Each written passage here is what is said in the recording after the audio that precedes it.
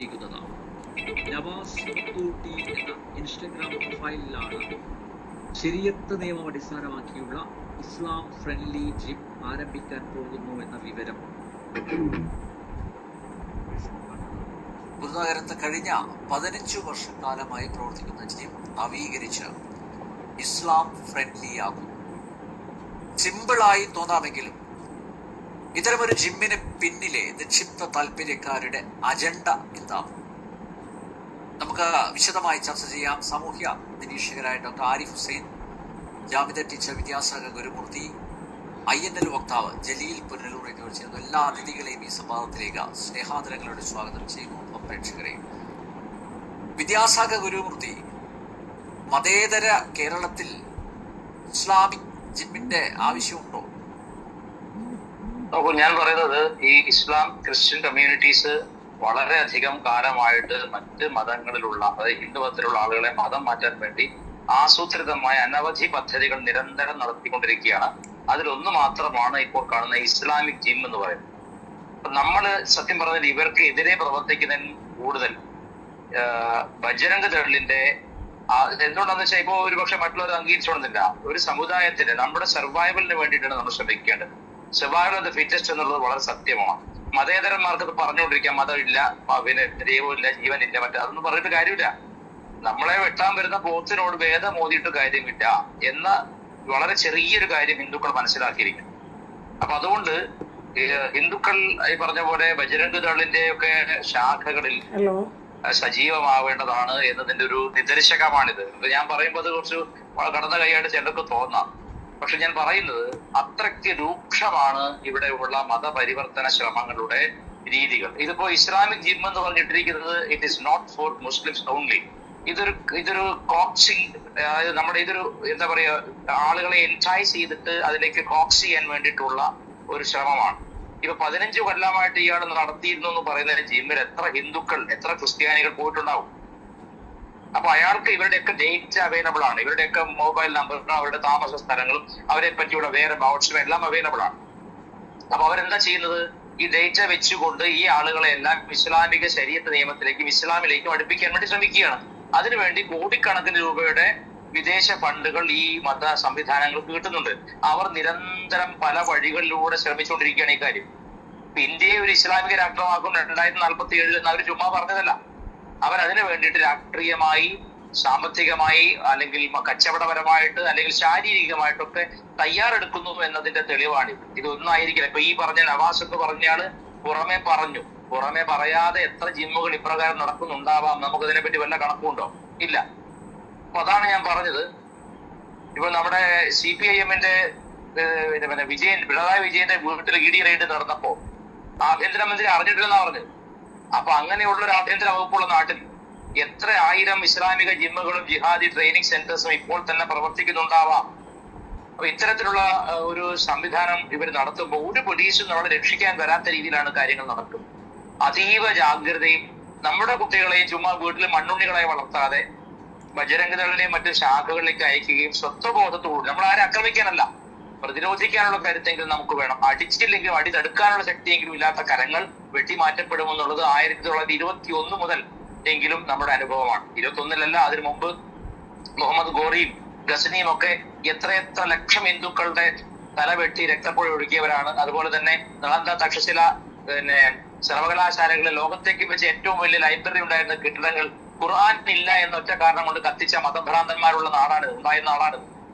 അപ്പൊ ഇപ്പൊ കാണിച്ച പയ്യൻ, ഇപ്പൊ കാണിച്ച ചെറുപ്പക്കാരന്റെ മുഖം നോക്കുന്ന നിങ്ങള്, ഒരു പൊട്ടൻഷ്യൽ ടെററിസ്റ്റ്, വളരെ ഭയാനകമായ ഒരു മുഖമാണ്. ഒരു മനുഷ്യനെ പിന്നെ കഴുത്തറുത്തറുത്തറുത്ത് രക്തം വാറ്റി കൊല്ലാൻ കഴിവുള്ള അങ്ങനത്തെ ചിത്രങ്ങളിലും വീഡിയോകളിലും നമ്മൾ കണ്ടിട്ടുള്ള ആളുടെ ഒരു പ്രതിരൂപം തന്നെയല്ല ഇയാളും. അപ്പൊ ഇങ്ങനെയുള്ള ശരീഅത്ത് നിയമം ഇവിടെ കൊണ്ടുവരുന്നതിന്റെ ഉദ്ദേശം എന്താണെന്ന് വെച്ചാൽ ഹിന്ദുക്കളെ ഭയപ്പെടുത്തി നിർത്തുക എന്നുള്ളതാണ്. അതുകൊണ്ടാണ് ഞാൻ പറഞ്ഞത്, വളരെ സ്പഷ്ടമായി പറഞ്ഞത്, ബജ്രംഗ് ദളിന്റെ മറ്റു ശാഖകളിൽ നമ്മുടെ കുട്ടികൾ സജീവമായി പങ്കെടുക്കണം. അച്ഛനമ്മമാർ അവരെ തടയാൻ പാടില്ല. അവരുടെ, അതായത് നമ്മൾ നമ്മുടെ സ്വത്വത്തെ സംരക്ഷിക്കാൻ വേണ്ടി, അല്ലെങ്കിൽ നമ്മുടെ ജീവനും സ്വത്തിനും ഭീഷണിയിൽ നിന്നും പ്രതിരോധം നേടാൻ വേണ്ടി നമ്മൾ ചെയ്യുന്നത് പ്രതിരോധം ഒരു അപരാധമല്ല എന്ന് തിരിച്ചറിയാനുള്ള സമയം കൂടിയാണ്. നമ്മളിപ്പോ അവർ തുടങ്ങിയല്ലോ അല്ലെങ്കിൽ ഇവർ തുടങ്ങിയല്ലോ എന്ന് നമ്മൾ പറഞ്ഞിട്ട് കാര്യമല്ല. ഇവർ ഇതൊക്കെ തന്നെയാണ് കഴിഞ്ഞ 150 വർഷമെങ്കിലുമായിട്ട് നമ്മുടെ കേരളത്തിൽ ചെയ്തുകൊണ്ടിരിക്കുന്നത്. ഇപ്പൊ ഹിന്ദുക്കളെ ജാതി പറഞ്ഞ് തെറ്റിക്കുക, ഹിന്ദുക്കൾ എല്ലായ്പ്പോഴും ജാതി സമവാക്യങ്ങളിൽ താഴെ തട്ടിലുള്ളവർക്ക് മേൽത്തട്ടിൽ വരാൻ പറ്റുമോ, ഇങ്ങനെ ചോദ്യങ്ങൾ ചോദിച്ച് ഹിന്ദുക്കളെ ജാതീയമായി തിരിച്ചു നിർത്തുകയും ഹിന്ദുക്കൾക്ക് പ്രത്യേകിച്ച് ഒരു ചരിത്രമില്ലെന്ന് വരുത്തി തീർക്കുകയും അതോടൊപ്പം തന്നെ ഇത്തരത്തിൽ സാമ്പത്തികമായി കോടിക്കണക്കിന് രൂപ ഇറക്കിയിട്ട് എല്ലാ അത്യാധുനിക സജ്ജീകരണവും വെച്ചുകൊണ്ട് ജിമ്മുകളും മാർഷൽ ആർട്സ് ക്ലാസ്സുകളും ഒക്കെ മലപ്പുറം ജില്ലയിലൊക്കെ വളരെ സജീവമാണ്. കാസർഗോഡ് മുതൽ മലപ്പുറം വരെയുള്ള ജില്ലകൾ എടുത്തു കഴിഞ്ഞാൽ സജീവമായി മാർഷൽ ആർട്സ് ക്ലാസ്സുകളിൽ പങ്കെടുക്കുന്ന കുട്ടികൾ 90% ഏത് കുട്ടികളാണെന്നും അവരുടെ ലക്ഷ്യം എന്താണെന്നും നമുക്ക് തിരിച്ചറിയാവുന്നേ ഉള്ളൂ. ഇപ്പൊ സംഘടനകളെ നമുക്ക് നിയന്ത്രിക്കാം. ഇപ്പൊ പോപ്പുലർ ഫ്രണ്ട് ഓഫ് ഇന്ത്യയെ പോലുള്ള സംഘടനകളെ ഇന്ത്യ ഗവൺമെന്റ് നിരോധിച്ചിട്ടുണ്ട്. അപ്പൊ ഈ അന്ന് വരെ ഉണ്ടായിരുന്ന കുട്ടി ചെകുത്താന്മാരൊക്കെ എവിടെ പോയി എന്നാണ് നമ്മൾ വിചാരിക്കുന്നത്? അവർ ഇങ്ങനെയുള്ള ഓരോ, ഇപ്പൊ നമുക്കറിയാം മലബാറിലൊരു ഫിറ്റ്നസിന് വേണ്ടി വാക്കിംഗ് ക്ലബ്ബ് നടത്തിയില്ലേ അവര്, നമ്മൾ ചർച്ച ചെയ്തിരുന്നു, ജനം ടി വി തന്നെ ചർച്ച ചെയ്തിരുന്നു. അതൊക്കെ ഇവരുടെ നിരന്തര ശ്രമമാണ്. ഇവരൊരു നിമിഷം റെസ്റ്റ് ചെയ്യാതെ നിരന്തരമായി സോഷ്യൽ റിസർച്ച് നടത്തി എങ്ങനെ ബാക്കിയുള്ള ഹിന്ദുക്കളെ കൂടെ അവരുടെ പരിധിയിൽ കൊണ്ടുവരാം അല്ലെങ്കിൽ കൊന്നുകളയാം. ഈ 2 ഓപ്ഷനാണ് നമുക്കുള്ളത്. അതായത് convert to Islam or succumb to death. ഈ 2 ഓപ്ഷൻ നമുക്കുള്ളൂ. നമുക്ക് 3ാമതൊരു ഓപ്ഷൻ ഉണ്ട്. വിവേകാനന്ദ സ്വാമികൾ കാശിയിൽ വെച്ചിട്ട് ഒറ്റയ്ക്ക് നടക്കുന്ന സമയത്ത് ആൾക്കൂട്ടന്മാർ അദ്ദേഹത്തെ തുരത്താൻ ശ്രമിച്ചു. കുറെ ഓടിയപ്പോ അദ്ദേഹം തോന്നി എന്തിനാണ് ഓടുന്നത്, തിരിഞ്ഞു നിൽക്കാം. അദ്ദേഹം തിരിഞ്ഞു നിന്ന് ആക്രമ വെച്ചപ്പോ കുരങ്ങന്മാരൊക്കെ ഓടി മരത്തിൽ കയറിയതാണ്. ഇതാണ് ഇസ്ലാമിനോട് നമുക്ക് ചെയ്യാനുള്ളത്. ഓടരുത്, ഭയക്കരുത്, തിരിഞ്ഞു നിന്ന് പ്രതിരോധിക്കാനുള്ള കരുത്ത് ശരീരത്തിനും മനസ്സിനും ബുദ്ധിക്കും ഉണ്ടാവാത്തിടത്തോളം കാലം നമുക്ക് കരഞ്ഞുകൊണ്ടിരിക്കാൻ മാത്രമായിരിക്കും വിജയം. ഈ PFI നിരോധനത്തിന് ശേഷം NIA കോടതിയിൽ നൽകിയ റിപ്പോർട്ട് കൃത്യമായിട്ട് പറയുന്നുണ്ട്. താങ്കൾ നേരത്തെ അത് ചൂണ്ടിക്കാണിക്കുകയുണ്ടായി. അതായത് ഈ ജിമ്മന്മാർ ആണ് ശരിക്കും ഈ ആക്ഷന് വേണ്ടി ജിമ്മുകളിൽ പരിശീലകരായിട്ടുള്ള ആളുകൾ ആണ് ഈ ആക്ഷൻ ആയിട്ടുള്ള ഒരു ഗ്യാങ് ഉണ്ടല്ലോ ഇവരുടെ, ാണെന്ന് പറയുന്നുണ്ട്. അപ്പോ ഇത് എന്ന് പറയുന്ന ഒരു അവിഭാജ്യ ഘടകമാണ് ഇത്തരം തീവ്രവാദ സംഘടനകളുടെ ഭീകരവാദ. മാത്രമല്ല എന്റെ അറിവിൽ തന്നെ ജിമ്മിൽ പോയി തുടങ്ങിക്കഴിഞ്ഞാൽ മിക്ക കുട്ടികളും റംസാൻ മാസത്തിൽ ഹിന്ദു കുട്ടികളും ഈ വ്രതം എടുക്കാൻ തുടങ്ങുകയും ചെയ്യും. ഇത് ഇവരുടെ രീതിയാണ്, pattern, common pattern world over. ഇപ്പൊ കഴിഞ്ഞ ദിവസം UK പാർലമെന്റിൽ അദ്ദേഹം പറഞ്ഞിട്ടില്ലേ, 700 ആളുകളാണ് ഒരു പാകിസ്ഥാനിലെ ഒരു പെൺകുട്ടിയെ പീഡിപ്പിച്ചെന്ന് പറയുന്നത്. 700 ജിഹാദികൾ ഒരു പെൺകുട്ടിയെ. ഇപ്പൊ നൃശംസതയുടെ മനുഷ്യ നന്മയുടെ ഒരു ഇറ്റ് പോലും കണിക പോലും അവശേഷിക്കാത്ത മനസ്സുകളാണ് ഇങ്ങനെ ഓരോ തന്ത്രം എടുത്ത് നമ്മുടെ കുട്ടികളെ കോക്സ് ചെയ്യാൻ വശീകരിക്കാൻ വേണ്ടി വരുന്നത്. അത് ഈ പറഞ്ഞ പോലെ നമ്മൾ കരഞ്ഞോടൊന്നും കാര്യമില്ല. ഞാൻ നേരത്തെ പറയാം, മൂക്കിന് താഴെ ഒരു ED റെയ്ഡ് നടന്നിട്ട് പ്രതിരോധിക്കാൻ കഴിവില്ലാത്ത കേരള പോലീസിനെ കൊണ്ട് നടന്നാൽ എങ്ങനെ ജീവനും സ്വത്തിനും സംരക്ഷണം ഉണ്ടാകുന്നതാണ് പറയുന്നത്. അപ്പൊ അത് നമ്മൾ ചെയ്യേണ്ടത് അവർ ചെയ്യുന്ന പോലെ തന്നെ നമ്മളും ബജരംഗതകളിൽ അതിൻ്റെതായ രീതികളുണ്ട്. ആ രീതിയിലുള്ള സംഘടനകളിലൂടെ നമ്മുടെ കുട്ടികളെയും പ്രതിരോധിക്കാൻ പഠിപ്പിക്കുക. നമ്മൾ ആരും ആക്രമിക്കാനല്ല, അടി തടുക്കാനെങ്കിലും ശരീരത്തിന് ശക്തി വേണം. പണ്ട് അങ്ങേക്ക് അറിയാമല്ലോ, പണ്ട് കാലത്ത് മൺട്രോയുടെ കാലത്താണ് നമ്മുടെ കളരികൾ നിരോധിച്ചത്. ഹിന്ദുക്കൾ സർക്കാരിനെതിരെ സംഘടിച്ച് ബ്രിട്ടീഷ് സർക്കാരിനെതിരെ പോരാട്ടം തുടങ്ങുമോ എന്ന ഭയം കൊണ്ട് ഹിന്ദുക്കളുടെ കളരികൾ ആദ്യം നിർത്തലാക്കിയത് മൺട്രോ സാഹിബിന്റെ കാലത്താണ്. അതിന്റെ ഉദ്ദേശം ഹിന്ദുക്കൾ ഒരിക്കലും ശാരീരികമായി സംഘടിക്കരുതാണ്. അതേ മൺട്രോ സാഹിബിന്റെ കാലത്താണ് ദേവസ്വം ബോർഡുകൾ സൃഷ്ടിക്കപ്പെടുന്നത്. ഹിന്ദുക്കൾ സാമ്പത്തികമായിട്ടും ശക്തരാവാൻ പാടില്ല എന്ന്. ഇപ്പൊ സാമ്പത്തികവും ശാരീരികമായ ശക്തി നേടാതിരിക്കാൻ വേണ്ടി ആദ്യമേ ഹിന്ദുവിന്റെ ശരീരം അടച്ചു കഴിഞ്ഞു. ഇനി നമ്മൾ ചെയ്യേണ്ടത് സ്വതന്ത്ര ഭാരതത്തിലെങ്കിലും പ്രതിരോധം അപരാധമല്ല എന്ന രീതിയിൽ ശക്തരാവാൻ ശാരീരിക ശക്തി നമ്മൾ തയ്യാറാവണം. നമ്മളിൽ ഒരു കുട്ടി പോലും അന്യമതത്തിന്റെ വ്രതമോ നോമ്പോ നോക്കേണ്ട ഒരു കാര്യവുമില്ല. ഈ ജിം എന്ന് പറയുന്നത് വളരെ അപകടം പിടിച്ച, കേരളത്തിന്റെ സംവിധാനം വളരെ അപകടം പിടിച്ച ഒരു സംഗതിയാണ്. കില്ലർ സ്ക്വാഡുകളെ സൃഷ്ടിച്ചെടുക്കാൻ വേണ്ടിയുള്ള ഒരു സംവിധാനം മാത്രമാണിത്. ഇത് നേരത്തെ അറിഞ്ഞ് പ്രതിരോധിച്ചാൽ കൊള്ളാമെന്ന് മാത്രമേ ആദ്യം പറയാറുള്ളൂ. ഓക്കെ, ജാമിദ ടീച്ചർ, നമുക്ക് ഔറത്ത് മറച്ചു പിടിക്കണം, ശരീരം മറച്ചല്ലേ പോകുന്നത്, തുണിയില്ലാതെ അല്ലല്ലോ, പിന്നെന്താ പ്രശ്നം? ആരെയും അങ്ങോട്ട് വലിച്ചിഴച്ചു കൊണ്ടുപോയി പർദ്ദ അണിയിക്കുന്നില്ലല്ലോ, താല്പര്യമുള്ളവർ പോയാൽ മതിയല്ലോ. ഇങ്ങനെയുള്ള ചോദ്യങ്ങളാണ് ഉയരുന്നത്.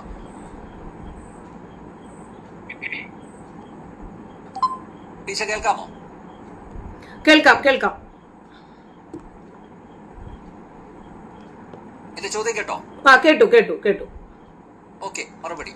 അതായത് ഇവിടെ പ്രത്യേകമായിട്ട് നമ്മൾ അണ്ടർലൈൻ ചെയ്യേണ്ടത് ഇസ്ലാമിക് ഫ്രണ്ട്ലി ജിമ്മ് എന്ന് അവൻ അത് എടുത്തു പറയുന്നുണ്ട്. ഇന്ന് ഒരുപാട് മുസ്ലിം പുരോഹിതന്മാര് അതിനെ സംബന്ധിച്ച ന്യായീകരണവുമായിട്ട് രംഗത്ത് വന്നിട്ടുമുണ്ട്.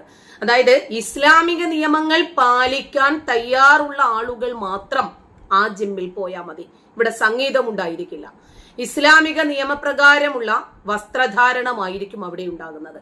ആണിനെയും പെണ്ണിനെയും ഇടകലർത്തിയുള്ള ഒരു ജിം സംവിധാനം അവിടെയില്ല. അപ്പൊ സ്ത്രീകൾക്കും പുരുഷന്മാർക്കും പരിശീലനത്തിനു വേണ്ടി പ്രത്യേക സമയം, സൗകര്യം, പരിശീലകർ ഇതൊക്കെ ഏർപ്പെടുത്തിയിട്ടുണ്ട്. ഇനിയും അവന്റെ മതേതരത്വം, കപട മതേതരത്വം എന്താണ്? എല്ലാ മതത്തിൽപ്പെട്ടവർക്കും ഇവിടെ പ്രവേശനം അനുവദിക്കും. അതായത് ഹിന്ദുക്കളും ക്രിസ്ത്യാനികൾക്കും പോകാം, ആ സ്ത്രീകൾ പർദ്ദ ധരിക്കണം. ഇനിയും അമുസ്ലിങ്ങളായിട്ടുള്ള പുരുഷന്മാർക്ക് പോകാം. തുണി പൊക്കി നോക്കിയിട്ടാണാവോ അവരിനി മുസ്ലിം ആണോ അല്ലേ എന്ന് ഇവര് നിജപ്പെടുത്തിയിട്ട് അതിനകത്തേക്ക് കയറ്റുന്നത്. അപ്പൊ മതത്തിന്റെ പേരില് വേർതിരിവില്ല എന്നല്ല ഇവര് പറഞ്ഞു വെക്കുന്നത്. മതമാണു മതമാണു മതമാണ് ഞങ്ങളുടെ പ്രശ്നം. ഇസ്ലാമിക നിയമങ്ങൾ പാലിച്ചിട്ട് ഒരു ജിം ഇവിടെ പ്രവർത്തിച്ചാൽ എന്താ കുഴപ്പം എന്നാണ് പ്രധാനപ്പെട്ട ഒരു വലിയ പണ്ഡിതൻ ഇന്ന് ചോദിച്ചത്. ഇത് സമൂഹത്തില് പൊതുമണ്ഡലങ്ങളിൽ നിന്നും മുസ്ലിങ്ങൾ മാത്രം ഒരു പ്രത്യേകമാക്കിയ ഒരു വിഭാഗമാണ്. പൊതു സ്ഥാപനങ്ങളില് മതപരമായിട്ടുള്ള നിയന്ത്രണങ്ങൾ കൊണ്ടുവരുന്നു. അതുപോലെ സ്വകാര്യ സ്ഥാപനങ്ങളില് അവരുടേതായിട്ടുള്ള നിയമങ്ങൾ കൊണ്ടുവരുന്നത് അനാവശ്യമായിട്ടുള്ള ഒരു വേർതിരിവിനും മത ധ്രുവീകരണത്തിനും കാരണമാകുന്നുണ്ട്. വസ്ത്രധാരണത്തിലായിരുന്നാലും സംഗീതത്തിലായിരുന്നാലും അതല്ല മതനിയമങ്ങൾ പിൻപറ്റുന്നതിലായിരുന്നാലും ശരി, വ്യക്തി സ്വാതന്ത്ര്യത്തെ ഒരു മതേതര ജനാധിപത്യ രാജ്യത്ത് ഹനിക്കുന്നു ഇവര്. ഇത് ആധുനിക കാലഘട്ടത്തിന് ചേർന്ന ആളുകളല്ല, ഒരു കാലഘട്ടത്തിനും ചേർന്ന ഒരു മതമോ മതനിയമമോ അല്ല ഇത് ഇത്തരം താലിബാൻ ഭരണകൂടത്തിന്റെ ശൈലിയോട് സാമ്യതയുള്ള ഇത്തരം നിയമങ്ങൾ ഈ അൽക്കേരളത്തിലെ മതസമുദായിക സംഘടനകൾ പോലും മിണ്ടാതിരിക്കുന്ന രൂപത്തിൽ ഇവരെ അട്ടിച്ചേൽപ്പിക്കുന്നത് മതേതര സാമൂഹിക അന്തരീക്ഷത്തിന് യോജിച്ചതല്ല. ജിമ്മുടമ പറയുന്നത് ഇവിടെ എല്ലാ മതസ്ഥർക്കും വരാം, പക്ഷെ പർദ്ദയും മക്കനയും ഇടണം. പൊന്നാനിയിലുള്ള ഉസ്താദിന് കത്തിക്ക് കുറച്ച് പണി ഉണ്ടാക്കും, അത്രേ ഉള്ളൂ. മുമ്പ് അൽ മുക്താദിർ എന്നും പറഞ്ഞ ഒരുത്തം വന്നിരുന്നു, സ്വർണ്ണ തട്ടിപ്പുകാരൻ. അവനും ഇതുപോലെ മുസ്ലിങ്ങൾക്ക് വേണ്ടി മാത്രമുള്ള ഫാഷൻ ഗോൾഡ് മാത്രമേ ഞങ്ങളുടെ കയ്യിലുള്ളൂ എന്നാണ് പറഞ്ഞിരുന്നത്. അപ്പൊ ഇസ്ലാമിക ശരീഅത്ത് നിയമങ്ങൾ പാലിക്കുന്ന ആളുകൾ, മുസ്ലിങ്ങൾ മാത്രം എന്റെ അടുത്ത് വന്നാൽ മതി, അങ്ങനെ അഡ്വാൻസ് ബുക്കിംഗ് ഒക്കെ ചെയ്തിട്ട് ഹലാൽ നിക്ഷേപ പദ്ധതി അവൻ തുറന്നിട്ട് കോടിക്കണക്കിന് പണവുമായിട്ട് അവൻ പോയി. നമ്മുടെ കേരളം അൽക്കേരളമായി കഴിഞ്ഞു. ഒരു പിഞ്ചു കുഞ്ഞിനെ, അതായത് 15 വയസ്സു മാത്രം പ്രായമുള്ള ഒരു യുവാവിനെ സൗദി അറേബ്യയിൽ പോയി കഴുത്ത് ഞെരിച്ചു കൊന്ന് തലമണ്ടയ്ക്ക് മാരകമായിട്ടുള്ള ആയുധം ഉപയോഗിച്ച് അടിച്ചു കൊന്നു എന്ന് സൗദി കോടതിയിൽ FIR-ൽ രേഖപ്പെടുത്തിയ ഒരുത്തനെ ഇവിടെ കൊണ്ടുവന്ന് പൊന്നാടയിട്ട് സ്വീകരിക്കുക. ഇതാണ് ഈ കേരളത്തിന്റെ അവസ്ഥ. എതിരെ വരുന്നത് മുസ്ലിം ആണെങ്കിൽ അവന് കിട്ടുന്ന സാമൂഹികമായിട്ടൊരു പരിഗണന 34 കോടി രൂപ കൊടുത്തിട്ടാണ് അവനെ ഊരിക്കൊണ്ടുവന്നത്. അവനൊരു കൊലയാളിയാ. അറിഞ്ഞു ചെയ്താലും അറിയാതെ ചെയ്തിരുന്നാലും ശരി, കൊല തന്നെയാണ്. ഇപ്പൊ ഇന്നലെ ഒരുത്തൻ 1.5 വയസ്സുള്ള ഒരു കുട്ടിയെ അടിച്ചു കൊന്നു. ഇവിടെ ഹാഷ്ടാഗുകൾ ഉണ്ടോ? എവിടെയെങ്കിലും പ്രതിഷേധങ്ങളുണ്ടോ? മാർച്ചുകളുണ്ടോ? കേരളത്തില് അറബ് സാമ്രാജ്യത്വ അധിനിവേശം ഇവര് കൊണ്ടുവരാൻ തുടങ്ങിയിട്ട് കാലം കുറയായി. മുസ്ലിങ്ങളാണ് എതിരെ വരുന്നതെങ്കിൽ അവരെ സാമാന്യവൽക്കരിക്കുക, അവരെ വെറുതെ ഇങ്ങനെ വെള്ളപൂശി അവര് ചെയ്യുന്ന സകലമാന തെമ്മാടിത്തരങ്ങളും ന്യായീകരിച്ച് റെഡിയാക്കുക. ഭക്ഷണത്തിൽ കൊണ്ടുവന്നു അവര് മതം, വസ്ത്രത്തിൽ കൊണ്ടുവന്നു മതം, വിദ്യാഭ്യാസ സ്ഥാപനങ്ങളിൽ കൊണ്ടുവന്നു മതം, ഉണക്കമീൻ, മഞ്ഞപ്പൊടി, കോണ്ടം തുടങ്ങിയ സകലമാന മേഖലകളിലും അറബ് സംസ്കാരമല്ലേ ഇവർ കൊണ്ടുവന്നത്. അപ്പൊ മുസ്ലിങ്ങൾ കേരളത്തിൽ എന്നും അമുസ്ലിങ്ങളിൽ നിന്നും വ്യത്യസ്തരാണ്. അവരുമായിട്ട് മിങ്കിൾ ചെയ്യേണ്ടവരല്ല. അവർക്ക് പഠിക്കണമെങ്കിൽ തട്ടം വേണ്ടിവരും, അവർക്ക് പരീക്ഷ എഴുതണമെങ്കിൽ ഹിജാബ് വേണ്ടിവരും, അപ്പിക്കുപ്പായം ഇട്ടിട്ട് മാത്രമേ അവർക്ക് പോകാൻ പറ്റത്തുള്ളൂ. അവർക്ക് പരസ്പരം അങ്ങോട്ടും ഇങ്ങോട്ടും അവർക്ക് എന്തെങ്കിലും ഒരു ഹസ്തദാനം ചെയ്യണമെങ്കിൽ അറബി ഭാഷ വേണ്ടിവരും. വെള്ളിയാഴ്ച ദിവസം അവധി വേണ്ടിവരും. അതിനുള്ള സൗകര്യങ്ങൾ അവർക്ക് കിട്ടണം. വെള്ളിയാഴ്ച ദിവസം പൊതു തെരഞ്ഞെടുപ്പ് വെക്കാൻ പറ്റില്ല. അപ്പൊ മറ്റുള്ളവർക്കാർക്കും ഒരു ദിവസം ആരാധനയ്ക്ക് വേണ്ടി മാത്രം കേരളത്തിലെ ഏതെങ്കിലും ഒരു വിദ്യാഭ്യാസ സ്ഥാപനമോ അതല്ലെങ്കിൽ ഒരു പൊതുമേഖലാ സ്ഥാപനമോ സർക്കാർ സ്ഥാപനമോ അനുവദിച്ചിട്ടുണ്ടോ? എന്താ ഇവർക്ക് മാത്രം ഒരു പ്രത്യേകത ഇവിടെ? അപ്പൊ അവര് അറബ് സാമ്രാജ്യത്വ അധിനിവേശം എന്തോ വലിയ സംഭവമാണ് എന്ന് പറഞ്ഞ് അവര് പോലും വലിച്ചെറിയുന്ന ഈ മതസംസ്കാരം ഇവിടെ കൊണ്ടുവരാൻ നോക്കുവാണ്. വിദ്യാഭ്യാസ രംഗമൊക്കെ അവർ കൈയടക്കി. അവര് വാണിജ്യ മേഖല മുഴുവനും അവർ കൈയടക്കി. റിയൽ എസ്റ്റേറ്റ് മേഖല മുഴുവനും അവർ കൈയടക്കി. ഇങ്ങനെ ഓരോരോ മേഖലകൾ വീതം തങ്ങളുടെ കൈപ്പിടിയിൽ ഒതുക്കി. കോഴിക്കോട് ഫറൂഖ് കോളേജിന്റെ ക്യാമ്പസില് വലിയ രൂപത്തിൽ ഒരു പള്ളി. ഇതാരാ ഇതൊക്കെ ഉണ്ടാക്കിയത്? SFIയും DYFIയും ഒക്കെയാണ് ഉണ്ടാക്കിയത്. അപ്പൊ ഹിന്ദുക്കള് അവരുടെ സ്വകാര്യ സ്ഥാപനത്തിൽ മാനേജര് ഒരു വിളക്ക് കത്തിച്ചാൽ അയ്യോ അവര് ചെകുത്താന്മാരായിട്ട് മാറും. അപ്പൊ കേരളത്തിലെ മുസ്ലിങ്ങൾക്ക് പഠിക്കാൻ വേണ്ടി ഇസ്ലാമിക കലണ്ടർ അനുസരിച്ച് പ്രവർത്തിക്കുന്ന സർക്കാർ മുസ്ലിം സ്കൂൾ ഉണ്ട്. ഇപ്പോഴും മുസ്ലിം ലീഗ് മന്ത്രിയായിരുന്ന CH Muhammad Koya aided school ആയിരുന്നാലും സ്വകാര്യ സ്കൂൾ ആയിരുന്നാലും സർക്കാർ സ്കൂൾ ആയിരുന്നാലും ശരി മുസ്ലിം സ്കൂൾ, അങ്ങനെയാണ് മാപ്പിള സ്കൂളൊക്കെ ഇവിടെ വന്നത്. അപ്പൊ എല്ലാ കാലത്തും ഇവർക്കൊരു പ്രാമുഖ്യം നൽകി വന്നു. വെള്ളി ഞായർ അവധി, ഏപ്രിൽ പരീക്ഷ, മെയ് അവധി. ഇപ്പം കഴിഞ്ഞ ദിവസം ഒരു മതപണ്ഡിതൻ പറഞ്ഞത് കേട്ടില്ലേ, ഓണത്തിന്റെയും ക്രിസ്മസിന്റെയും ഒക്കെ അവധി ഒന്ന് വെട്ടിച്ചുരുക്കണം, എന്നിട്ട് അവർക്ക് ബലിപെരുന്നാളിന് ഒരു മാസം കൊടുക്ക്, ഓണം ക്രിസ്മസ് ഒന്നും വേണ്ട. കലണ്ടർ ഇറങ്ങിയിട്ടുണ്ട്, വെട്ടിച്ചുരുക്കി.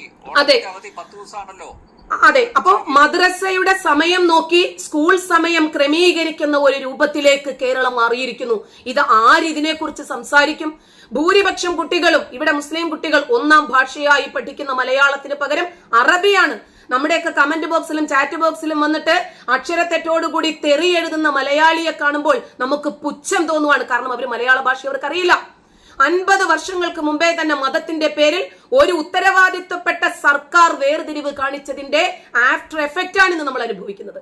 ഒരു മതത്തിന് വേണ്ടി മാത്രം കലണ്ടർ ഉണ്ടാക്കി, അവർക്ക് വേണ്ടി മാത്രം പ്രത്യേകിച്ച് സംവരണങ്ങൾ ഉണ്ടാക്കി, പ്രൈമറി സ്കൂളുകളിലെ 6 വയസ്സുള്ള കുട്ടികളിൽ നിന്ന് തന്നെ മതത്തിന്റെ വേർതിരിവുകൾ ഉണ്ടാക്കുന്ന സ്കൂളുകൾ സർക്കാർ നടത്തുന്നു.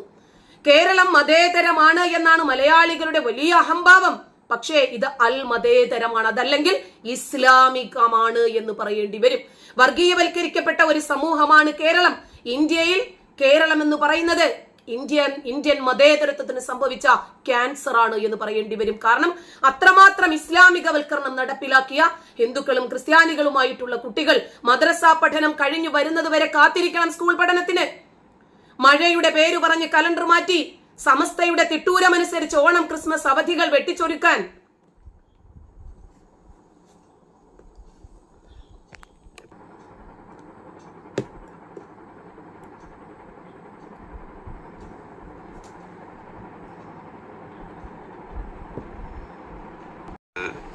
ഒരു വാണിംഗ് ആയിട്ടാണ് നമ്മൾ ഇതിനെ കാണുന്നത്. ഞാൻ അതിനെ കാണുന്നത് അങ്ങനെ തന്നെയാണ്. ഇതങ്ങനെ ഒരു നിഷ്കളങ്കമായ ഒരു സാധനമല്ല. ഇതങ്ങനെ ഏതെങ്കിലും ഭയത്തിന്റെ പുറത്തോ അതല്ലെങ്കിൽ ഇത് അങ്ങനെ എന്തെങ്കിലും സംഭവിക്കുമോ എന്നുള്ള ഒരു ചിന്തയുടെ പുറത്തുണ്ടാവുന്ന ഒരു സംഭവമേ അല്ല. ഇതിന് കൃത്യമായിട്ടുള്ള മുൻ മാതൃകകൾ, ഇതെങ്ങനെയാണ് പര്യവസാനിച്ചിട്ടുള്ളത് എന്നുള്ളതിനെ കുറിച്ചുള്ള കൃത്യമായ കാര്യങ്ങൾ ഇവിടെ വിവരങ്ങൾ ഉള്ളതിന്റെ അടിസ്ഥാനത്തിൽ തന്നെയാണ് നമ്മളിത് പറയുന്നത്. ഇപ്പൊ നമ്മുടെ നാട്ടിൽ ഇപ്പോ ഈ ജിം ജിഹാദ് എന്ന് പറയുന്ന ഒരു വാക്ക് തന്നെ ഇവിടെ ഉണ്ടായിട്ടുണ്ട്.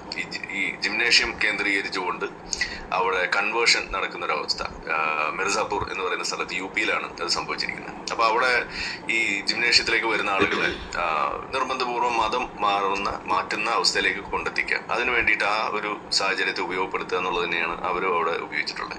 അപ്പൊ ഈ മനുഷ്യൻ ഇടപെടുന്ന ഏതൊക്കെ മേഖലയുണ്ടോ, അപ്പോൾ വിദ്യാഭ്യാസ സ്ഥാപനങ്ങളായാലും ശരി, കോളേജുകൾ, സ്കൂളുകൾ, അതല്ല ഇനിയിപ്പോ ജോലി സ്ഥലങ്ങൾ, ഇപ്പൊ TCS-നെ കുറിച്ച് നമ്മൾ കണ്ടു, അങ്ങനെ ഏത് സ്ഥലമായാലും ശരി അവിടെ എല്ലാം തന്നെ ഈ മതപരിവർത്തനത്തിലുള്ള ഒരു സാഹചര്യമാക്കി മാറ്റാം. അതല്ലെങ്കിൽ അവരുടെ മതവിശ്വാസം പ്രകടിപ്പിക്കാനുള്ള ഒരു വേദിയാക്കി മാറ്റുക, അങ്ങനെ മതത്തെ മാർക്കറ്റ് ചെയ്യുക. ഇത് ഒരു നിരന്തരം കണ്ടുകൊണ്ടിരിക്കുന്ന ഒരു സംഭവമായിട്ട് മാറുമ്പോൾ അവിടെയാണ് നമ്മൾ ഈ സംഗതിയെയും കൂടി ചേർത്ത് വെച്ച് പറയുന്നത്. പിന്നെ ഇവിടെ ജിംനേഷ്യം എന്ന് പറയുന്നത് ആദ്യമായിട്ട് ലോകത്ത് കണ്ടുപിടിച്ചത് ഇന്ത്യയിലോ കേരളത്തിലോ ഒന്നല്ല. ഇതിവിടെ സ്ഥിരമായിട്ട് നടക്കുന്ന കാര്യമാണ് എന്നുള്ളത് നമുക്ക് അറിയുന്നതാണ്. പക്ഷെ ഇവിടെ ഇദ്ദേഹം ഈ പറയുന്ന ആള് അവിടെ പരസ്യം പറയുന്ന സമയത്ത് അതിന്റെ ആ ഒരു ഫേസ്ബുക്ക് ഒരു വീഡിയോ കണ്ടിട്ടുണ്ടാവും. അതിനകത്ത് അവർ പറയുന്ന ഒരു വാചകമുണ്ട്, നമുക്കിത് ലാഭത്തിന് വേണ്ടി എന്ത് തോന്നിവാസം വേണമെങ്കിലും ഇതിനകത്ത് ചെയ്യാം, പക്ഷെ നമ്മളതൊന്നും ചെയ്യുന്നില്ല എന്നാണ് പറയുന്നത്. അപ്പോ ഈ ജിംനേഷ്യം ഇപ്പോൾ ഇവിടെ നമ്മുടെ നാട്ടിൽ നടന്നുകൊണ്ടിരിക്കുന്ന ജിംനേഷ്യങ്ങളിൽ മുഴുവൻ തോന്നിവാസമാണ് നടക്കുന്നത്. എന്താണ് ആ തോന്നിവാസം? ഇവരില്ല, ഇവിടെ സംഭവിക്കില്ല എന്ന് പറയുന്ന സാധനം എന്തൊക്കെയാണത്? മ്യൂസിക് ഒരു തോന്നിവാസമാണെന്ന് സമ്മതിക്കുകയാണ്. അതല്ല, അവിടെ ആളുകൾ അവർക്ക് ഇഷ്ടമുള്ള വേഷം ധരിച്ചിട്ട് വരുന്നു, അത് തോന്നിവാസമാണെന്ന് പറയാണ്.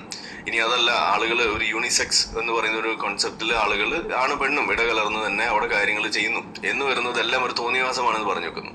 ഇത് ഒരു തോന്നിവാസമാണ് എന്ന് പറയുന്നത് ആരാണ് സത്യത്തിൽ? ഇത് പറഞ്ഞ മുൻ മാതൃകകൾ നമ്മളവിടെ ഇല്ലേ? അതിന് പോകണമെന്നുണ്ടെങ്കിൽ ഇപ്പോ അഫ്ഗാനിസ്ഥാനില് താലിബാൻ എന്താ ചെയ്തത്? താലിബാൻ ഭരണം ഏറ്റെടുത്ത് കഴിഞ്ഞപ്പോ അവരാദ്യം ചെയ്തത് ഇതേ പണിയാണ്.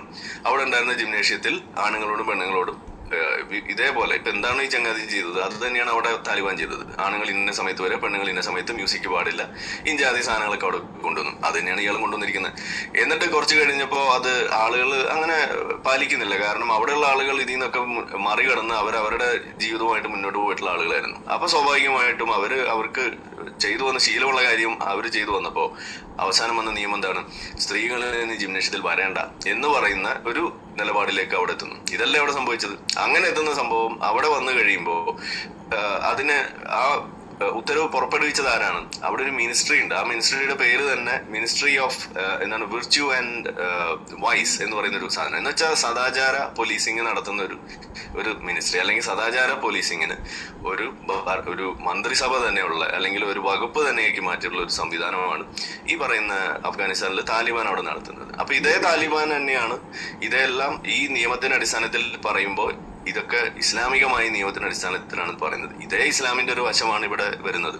അപ്പോ ഈ ഒരു കാരണം കൊണ്ടാണ് സത്യത്തിൽ നമ്മൾ ഇത് കാണുമ്പോൾ ഇത് താലിബാനിസമാണ് എന്ന് നമ്മൾ പറയേണ്ടി വരുന്നത്. അപ്പൊ ഇവിടെ അത് സമ്മതിക്കുമോ എന്നുള്ളത് വേറെ വിഷയമാണ്. സമ്മതിക്കാൻ സാധ്യതയില്ല. കാരണം ഇതിനെ സംബന്ധിച്ചുള്ള പോസ്റ്റുകൾ ഫേസ്ബുക്കിലൊക്കെ വരും. ഇപ്പൊ നിങ്ങളുടെ വാർത്തയുടെ താഴെ തന്നെ അല്ലെങ്കിൽ ഇതിന്റെ തന്നെ താഴെയുള്ള കമന്റിൽ നിങ്ങൾ നോക്കിക്കോളൂ. ഇതിനെന്താ കുഴപ്പം? ഇത് താല്പര്യമുള്ളവർ പോയിക്കോട്ടെ, ഇത് ഞങ്ങൾ മുസ്ലിങ്ങളോട് പറഞ്ഞല്ലേ എന്നാണ് ചോദിക്കുക. മുസ്ലിങ്ങളോട് തന്നെയാണല്ലോ താലിബാനും പറഞ്ഞത്. പക്ഷെ ആ താലിബാൻ ആ മുസ്ലിങ്ങളോട് പറഞ്ഞ സാധനം അത് തീവ്രവാദമാണെന്നും അത് ഒരു റിഗ്രസീവ് ആയിട്ടുള്ള സാധനമാണെന്നും അത് 6-ാം നൂറ്റാണ്ടിലെ നിയമമാണെന്നും അത് മാനവിക വിരുദ്ധമാണെന്നുള്ളതല്ലേ നമ്മൾ പറയുന്നത്. അപ്പൊ താലിബാൻ അത് ചെയ്യുമ്പോൾ അതിനെ എതിർക്കുന്നു, അതല്ലെങ്കിൽ താലിബാനിസമാണെന്ന് നമുക്ക് പറയാൻ സാധിക്കുന്ന സംഗതി നമ്മുടെ നാട്ടിൽ എത്ര മാധ്യമങ്ങൾക്ക് ഇത് താലിബാനിസമാണെന്ന് തോന്നി? ഇപ്പൊ അബ്ദുള്ള ബാസിലിനെ പോലുള്ള ആളുകൾ മറ കെട്ടിയിട്ട് ക്ലാസ് എടുത്തു, ഈ ക്യുസാറ്റിൽ ക്ലാസ് എടുത്തു. അപ്പൊ അത് നമ്മളിവിടെ പറയുമ്പോൾ അതിനെന്തിനാ എതിർക്കുന്നത്? അത് അവര് പോലും ചോദിക്കുന്നതാണ്. ഞങ്ങളുടെ ആളുകളോട് പറഞ്ഞ കാര്യം നിങ്ങൾക്ക് എന്താ കുഴപ്പമെന്നാ ചോദിക്കുന്നത്.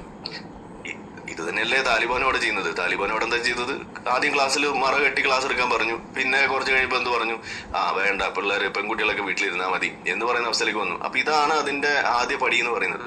അപ്പൊ ഈ ഒരു പ്രസിഡൻസ് അല്ലെങ്കിൽ ഇങ്ങനെ ഒരു താലിബാനിസം എന്ന് പറയുന്ന സാധനം നമ്മുടെ മുന്നിൽ നിൽക്കുമ്പോൾ അതിന്റെ അടിസ്ഥാനത്തിലാണ് നമ്മൾ ഇതിനെ എതിർക്കുന്നതും. ആ സാധനം ഈ സാധനം ഒന്ന് തന്നെയാണ്. ഒരേ കള്ള് തന്നെയാണ് രണ്ട് കുപ്പിയിലും വിളമ്പിക്കൊണ്ടിരിക്കണം എന്നുള്ളത്, ഒരേ ഗ്ലാസ്സിൽ വിളമ്പിക്കൊണ്ടിരിക്കണം എന്നുള്ളത് നമുക്ക് കാണാൻ സാധിക്കുന്നതുകൊണ്ടാണ് ഞാനൊക്കെ ഇതിനെ എതിർക്കുന്നത്. ഇനി ഇതിന്റെ മറ്റൊരു വശമുണ്ട്. ഇത് നമ്മൾ ഇതിനെ എതിർക്കണം എന്നുള്ളത്, അല്ലെങ്കിൽ മുസ്ലിങ്ങൾ ഇത് എങ്ങനെ കാണണം എന്നുള്ളത് സംബന്ധിച്ചിട്ടൊരു കാര്യം ഇത് ആരും പറയുന്നതായിട്ട് ഞാൻ കാണുന്നില്ല. അതായത് ഈ പോസ്റ്റുകൾ വരുമ്പോൾ ഇതിന്റെ കമന്റിൽ ഇവർ തന്നെ ഇതിനെ അനുകൂലിക്കുകയാണ് ചെയ്യുന്നത്. ഈ അനുകൂലനം ഉണ്ടാകുമെന്ന് ഇവർക്കും അറിയാം. ഈ പറയുന്ന ആളുകൾ ഇത് ചെയ്യുന്ന സമയത്ത് ഒരു ദിവസം രാവിലെ വന്നിട്ട് നമ്മൾ ഇസ്ലാമിക രാജ്യമാണ്, അല്ലെങ്കിൽ ഇനി മുതൽ നമ്മൾ ഈ ശരിയാണ് ഇവിടെ പാലിക്കാൻ പോകുന്നത് എന്ന് പറയുമ്പോൾ സ്വാഭാവികമായിട്ട് ചിലപ്പോൾ ആളുകൾക്ക് ഇഷ്ടപ്പെട്ടോളുന്നില്ല. പക്ഷെ ഇതേപോലെ ഏതൊരു മേഖലയിലും ചെറിയ രൂപത്തിൽ അല്ലെങ്കിൽ വലിയ രൂപത്തിലായാലും മത നിയമങ്ങൾ ശീലിപ്പിക്കുന്ന ഒരവസ്ഥ ഉണ്ടായാൽ ഓൾറെഡി ഒരു ഇസ്ലാമിക ഒരു ചട്ടക്കൂടിലേക്ക് സാധനങ്ങൾ വരുന്നതിന് മുന്നേ തന്നെ ഇവർ ഇസ്ലാമികമായി മാറിക്കഴിയാണ്. അപ്പോ ഒരു താലിബാൻ ഭരണകൂടം ഇല്ലാതെ തന്നെ ഓരോ മുസ്ലിം കുടുംബവും അല്ലെങ്കിൽ ഓരോ മുസ്ലിം ചുറ്റുപാടും ഒരു താലിബാനിസത്തിന് അടിയിലേക്ക് വരുന്നു എന്ന് വരുന്നിടത്താണ് ഞാനൊക്കെ പണ്ടേ പറയാറുള്ളത്, ഇവിടുത്തെ ഓരോ മുസ്ലിം വീടും ഒരു താലിബാൻ പോലെ തന്നെയാണെന്ന് പറയേണ്ടി വരുന്നത്. കാരണം തട്ടമിട്ടില്ല എന്നുണ്ടെങ്കിൽ ആ പെൺകുട്ടിയെ വീട്ടിൽ തല്ലി കൊല്ലാൻ വരെ ഒരുങ്ങുന്നത് താലിബാൻ അല്ല, അത് അവിടുത്തെ സ്വന്തം വാപ്പയാണ്. അല്ലെങ്കിൽ ആ മതം ഉപേക്ഷിച്ചു എന്നതിന്റെ പേരിൽ അവർ വീട്ടിൽ നിന്ന് അകറ്റുന്നു, കുട്ടികളെ കാണുന്നതിൽ നിന്ന് അകറ്റുന്നു. ഇതൊക്കെ ചെയ്യുന്നത് താലിബാൻ അല്ല, സ്വന്തം വീട്ടിലെ ആളുകൾ, ഭാര്യ വീട്ടുകാരൊക്കെ തന്നെയാണ്. അപ്പൊ ഇതൊക്കെ താലിബാൻ ചെയ്യുമ്പോൾ പ്രശ്നം, സ്വന്തം വീട്ടിൽ ചെയ്യുമ്പോൾ അത് ഇസ്ലാമിക നിയമം നടപ്പിലാക്കുക എന്നും പറഞ്ഞുകൊണ്ട് അതിനെ ന്യായീകരിക്കുകയും ചെയ്യുന്നുണ്ടെങ്കിൽ ഇത് രണ്ടും ഒന്നാണെന്ന് പറഞ്ഞു കൊടുക്കേണ്ട ബാധ്യത ഇവിടുത്തെ മാധ്യമങ്ങൾക്കില്ലേ? ഇത് ഇവിടുത്തെ പൊതുസമൂഹത്തിനല്ലേ? ഇതാണ് നമ്മൾ ചോദിച്ചുകൊണ്ടിരിക്കുന്നത്. അപ്പൊ ഇത് നമ്മൾ പറയണം എന്നുള്ളത് തന്നെയാണ്. ഇനി നാഷണൽ മീഡിയ ഗുരുതര സ്വഭാവമുള്ള ഒരു വിഷയമായിട്ട് ഇന്ന് ചർച്ച ചെയ്യുകയാണ് എല്ലാ മീഡിയകളും. കേരളത്തിൽ ഞങ്ങൾ ഒഴിച്ച ഒരാളും ഇത് തൊട്ടിട്ട് പോലും. അതെ, അതാണ് ഞാൻ പറഞ്ഞത്. ഇനി ഭാവിയിൽ ഇനിയിപ്പോ കേരള സ്റ്റോറി 3 വരും. ആ 3 വരുന്ന സമയത്ത് ഇതായിരിക്കും ചിലപ്പോൾ വിഷയം വരിക. അപ്പൊ ഒരു പറയും ഇത് പ്രൊപ്പഗൻഡയാണ്. ഞാൻ അന്നും ചോദിക്കുന്ന ഈ കേരള സ്റ്റോറി 1 വന്നപ്പോഴും 2 വന്നപ്പോഴും ചോദിക്കുന്ന കാര്യമാണ്, ആ സിനിമകളിൽ പറഞ്ഞ സാധനം ഏതാണ് ഇല്ലാത്തത് എന്ന് നമ്മൾ ചോദിക്കുകയാണ്. അതിൽ ആ നമ്പർ സാധനം ചെയ്തതൊക്കെ നമ്മൾ പറഞ്ഞു. പക്ഷെ ഇതിന്റെ കോർ തീം എന്ന് പറയുന്നത് ഇത് കേരളത്തിനെ ചൂണ്ടിക്കാണിച്ചുകൊണ്ട് പറയേണ്ടി വരുന്നത് എന്തുകൊണ്ടാണ് എന്നുള്ളത് സംബന്ധിച്ചിട്ട് നമ്മൾ പറയുമ്പോൾ ഇവർക്ക് മനസ്സിലാവുന്നില്ല. അതേപോലെ ഇപ്പൊ ദുരന്തർ വരുമ്പോൾ അത് മുഴുവൻ പ്രൊപ്പഗൻഡയാണെന്നാണ് പറയാം. കാരണം എന്താണ്? ഈ സാധനങ്ങൾ മാധ്യമങ്ങൾ റിപ്പോർട്ട് ചെയ്യാത്തതുകൊണ്ട് നാട്ടുകാരെ അറിയുന്നില്ല. ഇപ്പൊ ഈ വിഷയം നാട്ടുകാരെ അറിയാതിരിക്കുമ്പോൾ ഇത് സിനിമയായിട്ട് വരുമ്പോൾ ഇത് പ്രൊപ്പഗൻഡയാവും. ഇനി അടുത്ത പ്രൊപ്പഗൻഡ നമുക്ക് ഇപ്പോഴേ പ്രവചിക്കാം. ഓപ്പറേഷൻ സിന്ദൂറാണ്, അതിനെ കുറിച്ച് ഇനി സിനിമ വരും. അപ്പൊ അന്നും പറയും ഇത് പ്രൊപ്പഗൻഡയാണ്. അപ്പൊ നമ്മുടെ നാട്ടിലെ ആളുകളെ സംബന്ധിച്ചിടത്തോളം ഒരു അന്ധതയുണ്ട്. നമ്മൾ ജീവിക്കുന്നത് വളരെ സുഖലോലുപതയാണ്, നമുക്കൊരു പ്രശ്നവുമില്ല എന്നിങ്ങനെ പറഞ്ഞുകൊണ്ടിരിക്കുക എന്നുള്ളത് ഒരു രീതി. സുഖം, ഒരു കുഴപ്പമൊന്നുമില്ല എന്ന് പറയുന്നതിൽ തെറ്റൊന്നുമില്ല. നമ്മൾ ഏറ്റവും ഭംഗിയുള്ള രൂപത്തിലാണ് ജീവിക്കുന്നതെന്ന് വിചാരിക്കുന്നതിലും തെറ്റൊന്നുമില്ല. അങ്ങനെ തന്നെയാണ്. കാരണം ലോകത്തിന്റെ ചരിത്രം അല്ലെങ്കിൽ ഒരു കാലഘട്ടം നമ്മൾ എടുത്ത് നോക്കുമ്പോൾ ഏറ്റവും പെർഫെക്റ്റ് ആയിട്ടുള്ള ഒരു സമയത്ത് തന്നെയാണ് നമ്മൾ ജീവിക്കുന്നത്. ഇനി കൂടുതൽ പെർഫെക്റ്റ് ആയിക്കൊണ്ടിരിക്കുക എന്നുള്ളത് തന്നെയാണ് നമ്മൾ പ്രതീക്ഷിക്കുന്നത്. പക്ഷേ ഇതിൽ ഒരു കുഴപ്പവുമേ ഇല്ല, ഇതെല്ലാം ശരിയാണ് എന്ന് പറയുമ്പോൾ അവിടെയാണ് തെറ്റ് വരുന്നത്. അങ്ങനെയല്ല, ഇതിനകത്ത് പ്രശ്നങ്ങളുണ്ട്, ഇൻപെർഫെക്ഷൻസ് ഉണ്ട്, ഇതിനകത്ത് കുഴപ്പങ്ങൾ ഉണ്ടാക്കാനുള്ള എലമെന്റ്സ് ഉണ്ട്, അവരുടെ പണികൾ നടന്നുകൊണ്ടിരിക്കുന്നുണ്ട്. അതിനെതിരെയുള്ള ഫൈറ്റും കൂടി നടക്കുന്നതുകൊണ്ടാണ് അജ്ഞാതര് അവിടെ പാകിസ്ഥാനിൽ പോയിട്ട് ചില പണി ഒപ്പിക്കുന്നതുകൊണ്ടാണ് നമുക്ക് ഇവിടെ സമാധാനമായിട്ട് ജീവിക്കാൻ പറ്റണത് എന്നുള്ളത് നമ്മൾ സമ്മതിക്കണമല്ലോ. അല്ലെങ്കിൽ നമ്മൾ അറിയാതെ ഇവിടെ പല NIA ആണെങ്കിലും ഇവിടുത്തെ ഇന്റലിജൻസ് ആണെങ്കിലും നിരന്തരം ഓരോ തീവ്രവാദ പ്ലോട്ടുകളും അവിടെ പൊളിക്കുന്നത് കൊണ്ടാണ് നമുക്ക് പോയി ഇരിക്കാൻ പറ്റുന്നത്, നമുക്ക് ട്രാമിൽ സഞ്ചരിക്കാൻ പറ്റുന്നത്, മാളിൽ പോയി ഇരിക്കാൻ പറ്റുന്നത്, സിനിമ കാണാൻ പറ്റുന്നത് എന്നത് നമ്മൾ തിരിച്ചറിയണ്ടേ. അല്ലാന്നുണ്ടെങ്കിൽ ഏത് മാളിൽ എപ്പോഴാ പൊട്ടുക എന്നുള്ളത് അറിയാതെ ജീവിക്കുന്ന ഒരു അവസ്ഥയും, പോയിരുന്ന് പൊട്ടിക്കഴിയുമ്പോൾ ഇരുന്ന് വിലപിക്കുക, നമ്മൾ വേണ്ടപ്പെട്ടവർ ചത്തു കഴിയുമ്പോൾ ഉണ്ടാവുന്ന ആ കരച്ചിലിന് വേണ്ടി കാത്തിരിക്കുകയും ചെയ്യുന്ന ഒരു അവസ്ഥ. ഒന്ന് പറഞ്ഞാല് ഇനിയിപ്പോ വെള്ളിയാഴ്ചയാണ് നാളെ, പാകിസ്ഥാനിലെ ഒരു അവസ്ഥ നിങ്ങൾ ആലോചിച്ച് നോക്കൂ. എത്ര മുസ്ലിങ്ങൾക്ക് വെള്ളിയാഴ്ച പള്ളിയിൽ പോയിട്ട് തിരിച്ചു വന്നിട്ട് ചോറ് തിന്നാന്നുള്ളൊരു ധൈര്യമുണ്ട്. എന്നാൽ ഇന്ത്യയിൽ ആ ധൈര്യം ഉണ്ട്. ഇവിടുത്തെ മുസ്ലിങ്ങൾക്ക് പള്ളിയിൽ പോയിട്ട് തിരിച്ചു വന്ന് ബിരിയാണി തിന്നാം എന്ന ധൈര്യം ഇന്ന് ഇന്ത്യയിലുള്ള മുസ്ലിങ്ങൾക്ക് ഉണ്ടാവുന്നതിന്റെ കാരണം എന്താണ്? ആ ധൈര്യം പാകിസ്ഥാനിലെ മുസ്ലിങ്ങൾക്ക് ഇല്ലാത്തതിന്റെ കാരണം ഏത് പള്ളിയിൽ എപ്പോഴാ പൊട്ടുന്ന ഒരു പിടിയില്ല. ഇനി എവിടെയും പൊട്ടിയില്ല, വെറുതെ ട്രെയിനിൽ യാത്ര ചെയ്യുമ്പോൾ ഇടിച്ച് വണ്ടി കയറിയിട്ട് ആളുകൾ ചാവുന്ന അവസ്ഥയാണ്. അപ്പൊ തീവ്രവാദം എന്ന് പറയുന്ന സാധനം അല്ലെങ്കിൽ ഇതുപോലുള്ള സംഗതികൾ നിരന്തരം വ്യാപകമായിട്ട് നടക്കുന്ന ഒരു നാടായിട്ട് പാകിസ്ഥാൻ മാറിയിട്ടുണ്ടെങ്കിൽ, പല ഇസ്ലാമിക രാജ്യങ്ങൾ മാറിയിട്ടുണ്ടെങ്കിൽ, ഇപ്പൊ ക്രിസ്മസ് ഒക്കെ വരുമ്പോ യൂറോപ്പിലെ പല നഗരങ്ങളും, ഇപ്പൊ ഫ്രാൻസിലായാലും ജർമ്മനിയിലായാലും അവരൊക്കെ വളരെയധികം ഭയക്കാണ്. ക്രിസ്മസ് ആഘോഷങ്ങൾ റദ്ദാക്കുന്ന അവസ്ഥയാണ്. എന്താ കാരണം? ഏത് മാർക്കറ്റിലേക്ക് ഏത് ജിഹാദിയാണ് വണ്ടി ഇടിച്ച് കയറ്റുക എന്ന ചിന്തയിലാണ് അവിടെ നടക്കുന്നത്. നമ്മുടെ എത്ര ഓണം ആഘോഷവേളയിലോ അതല്ലെങ്കിൽ എത്ര ക്രിസ്മസ് വേളയിലോ നമുക്ക് അങ്ങനെ ഒരു ഭയമുണ്ട്. കാരണം നമ്മൾ ഇവിടെ സാധനത്തെ അജ്ഞാതനെ വെച്ചും അല്ലാതെയും ഒക്കെ ഇവിടെ നേരിടുന്നുണ്ട്, നമുക്ക് സമാധാനമായിട്ട് ജീവിക്കാൻ പറ്റുന്നു. ആ രീതിയിൽ അവരവിടെ ചെയ്യാത്തത് കൊണ്ട് ഈ ജിഹാദി വിളയാട്ടം അവിടെ ഉണ്ടാവുന്നു. അപ്പൊ ഇതിന്റെ മുളയിലെ നുള്ളണം എന്നുള്ളതാണ് പറയുന്നത്. ഇനി ഇതൊന്നും പറഞ്ഞിട്ട് ആർക്കും മനസ്സിലാവുന്നില്ലെങ്കിൽ നിങ്ങൾ ഒറ്റ കാര്യം ചിന്തിച്ചാൽ മതി. ഇതിപ്പോ ഒരു ഹലാൽ ജിം തുടങ്ങിയപ്പോഴാണല്ലോ ഇതിവിടെ പ്രശ്നം, അല്ലെങ്കിൽ നമ്മൾ ഇതിങ്ങനെ പറയുന്നത്. അപ്പൊ ഇത് പറയുമ്പോൾ ഇത് സംഘികളുടെ അജണ്ടയാണെന്ന് പറയും. ഇതാണ് ഇവിടെ നടക്കുന്നത്. ഇതിനിവിടെ മുൻ മാതൃകകൾ നമ്മളിവിടെ ഇത്രയും പറഞ്ഞു. താലിബാൻ ചെയ്തതും ഈ ജിമ്മിൽ ഇത് ചെയ്തതും ഒരേ സാധനമാണ്. ഇതിനെ സപ്പോർട്ട് ചെയ്യുന്നത് ഒരേ സാധനമാണ്. ഇവിടുത്തെ ജനങ്ങൾ ഇതിനെ താഴെ നിന്ന് സപ്പോർട്ട് ചെയ്തതിനെ അനുകൂലിക്കുന്ന കാഴ്ചയാണ് കാണുന്നത്. അപ്പോ നമ്മളിത് വെറുതെ പറയുന്നതാണെന്നുണ്ടെങ്കിൽ നിങ്ങളൊന്ന് ആലോചിക്കുക, ഇവിടെ ഇന്ത്യയിൽ ഒരു സനാതന ജിം എന്ന് പറഞ്ഞിട്ട് ഒരു സാധനം ഏതെങ്കിലും ഇപ്പൊ ഇവിടെ ഇരിക്കുന്ന ഗുരുമൂർത്തി തുടങ്ങിയെന്ന് വിചാരിക്കാം. അപ്പൊ എന്തായിരിക്കും ഇവിടുത്തെ ചർച്ച? നിങ്ങൾ ആലോചിച്ചാൽ മതി. ഇത് ഇന്ത്യയെ ഹിന്ദുത്വം വിഴുങ്ങി, ഇത് ജിമ്മിൽ പോലും ഹിന്ദു മതം വിഴുങ്ങുന്നു. അതായത് സർപ്പത്തിന്റെ രൂപത്തിൽ ജിമ്മുകളിലേക്ക് ഇഴഞ്ഞു കയറുന്ന മതം എന്നൊക്കെ പറഞ്ഞായിരിക്കും ഇവിടുത്തെ തലക്കെട്ട്. അപ്പോ ഹിന്ദു മതത്തിന്റെ ലേബലിൽ അല്ലെങ്കിൽ സനാതന ധർമ്മത്തിന്റെ ലേബലിൽ എന്തെങ്കിലും ഒരു സാധനം പറഞ്ഞാൽ അത് പ്രശ്നമാക്കാനും അതിന്റെ പ്രശ്നം തിരിച്ചു കാണാനും ഉള്ള കാഴ്ച നമുക്കുണ്ട്. അപ്പൊ കാഴ്ചശക്തിയുടെ പ്രശ്നമല്ല ഇവിടെ. ഇവിടുത്തെ പ്രശ്നം എന്താണ്? ഇത് ഈ പറയുന്ന ഹലാൽ സർട്ടിഫിക്കേഷൻ വരുന്ന സമയത്ത് ഉണ്ടാവുന്ന ഒരു വൺ സൈഡഡ് ആയിട്ടുള്ള അല്ലെങ്കിൽ ഒരു അസിമെട്രി ആണ് ഇവിടുത്തെ പ്രശ്നം. ഈ സാധനത്തിന്റെ ഗ്ലോബൽ പിക്ചർ മനസ്സിലാവാൻ പറ്റാത്തതാണ് ഇവിടുത്തെ പ്രശ്നം. എന്ന് വെച്ചാൽ നിങ്ങൾക്ക് കംപ്ലൈന്റ് ചെയ്യാൻ പോലുള്ള അധികാരം അല്ലെങ്കിൽ ആ ഒരു അവകാശത്തെ ഇവിടുന്ന് റദ്ദാക്കിയിരിക്കുന്നു. ഇത് നമ്മൾ അറിയുന്നില്ല. ഈ പറയുന്ന ജിഹാദി കൂട്ടിക്കൊടുപ്പ് നടത്തുന്ന ആളുകളുടെ ഭാഗത്തുനിന്ന് ഉണ്ടാവുന്ന ഒരു പ്രശ്നത്തെ അത് പ്രശ്നമാണെന്ന് പറയാനുള്ള അവകാശം പോലും, അത് ഞങ്ങൾക്ക് ഇങ്ങനെ ഒരു പ്രശ്നമുണ്ട്, തൊഴിലിടത്തിൽ ഇങ്ങനെ ഒരു സംഭവം നടക്കുന്നു, അല്ലെങ്കിൽ ജിമ്മിൽ ഇങ്ങനെ ഒരു രീതി നടക്കുന്നു, എന്തിനാണ് ഇങ്ങനെ മതേതരമായിട്ട് നിലകൊള്ളേണ്ട സ്ഥലങ്ങളെ മുഴുവൻ ഇതേപോലെ ചിന്തിപ്പിക്കുന്നതിന് അല്ലെങ്കിൽ മതം തിരിക്കുന്നതിനോട് വേദിയാക്കുന്നത്? ഇനി ഇതേപോലെ മറ്റു മതങ്ങൾ ഇതേപോലെ ചെയ്താൽ ഒക്കെ പോട്ടെ, സംഘികളിവിടെ ഭരിച്ചുകൊണ്ടിരിക്കുമ്പോൾ ഇങ്ങനെ ചെയ്യാമോ എന്നെങ്കിലും ഇവിടുത്തെ കാക്കാമാർ ചോദിക്കേണ്ടത്, അതുപോലും ചോദിക്കുന്നില്ല. ഇതിനെ അനുകൂലിക്കുകയാണ് ചെയ്യുന്നത്. ഇത് അപകടമാണ്. ഇതൊരു റോങ് ഒരു മെസ്സേജാണ് സമൂഹത്തിന് കൊടുക്കുന്നത്.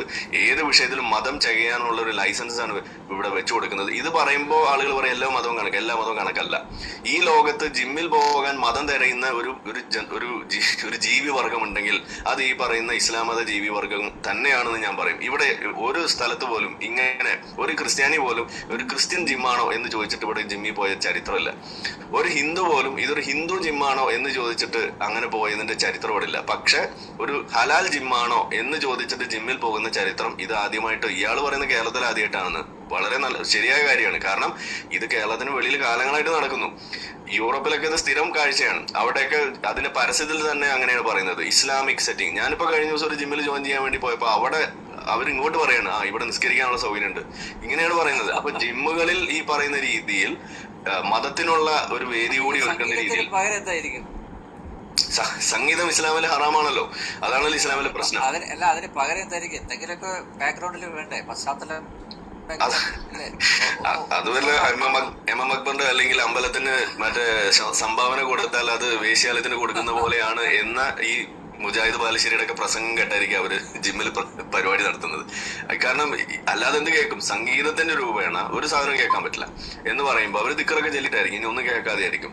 ഇതൊക്കെയാണ് ഞാൻ പറയുന്നത്. ഖുർആൻ വെക്കാൻ പറ്റും കേട്ടോ, ഖുർആൻ റീഡിങ് വെക്കാൻ പറ്റും സംഗീതത്തിന് പകരമേ. അതെ, എന്നോട് ഒരാൾ പറഞ്ഞത് പുള്ളി ഒരു എക്സ് മുസ്ലിമാണ്, പുള്ളി ജിമ്മിൽ പോകുമ്പോ കേൾക്കാറുള്ളത് എന്റെ പരിപാടി കോയാ കോളിംഗ് ഒക്കെയാണ് ചെവിയിൽ വെച്ചുകൊണ്ട് പരിപാടി നടത്തുന്നതാണ്. അങ്ങനെ വരെ ചെയ്യുന്ന ആളുകളുണ്ട്.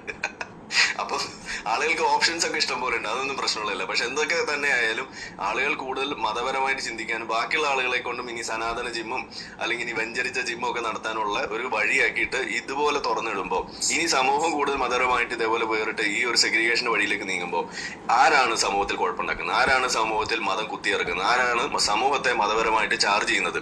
ഇതെല്ലാ മതവും കണക്കാണെന്ന് പറഞ്ഞിട്ട് ഇതില് വിധി എഴുതാൻ വരുന്ന ആളോട് എനിക്ക് പറയാനുള്ളത് എല്ലാ മതവും കണക്കല്ല. ചില മതങ്ങൾ പേപ്പട്ടി മതം തന്നെയാണ്, അത് തന്നെയാണ് ഇസ്ലാമിന്റെ കുഴപ്പം. അതുകൊണ്ടാണ് നമ്മൾ അതിനെ അങ്ങനെ തന്നെ ഞാൻ വിളിക്കുന്നത് പേപ്പട്ടി മതം. ഓക്കെ, ജലീൽ പുനലൂർ എല്ലാം സ്വാഗതം സശ്രദ്ധം വീക്ഷിക്കുകയാണ്.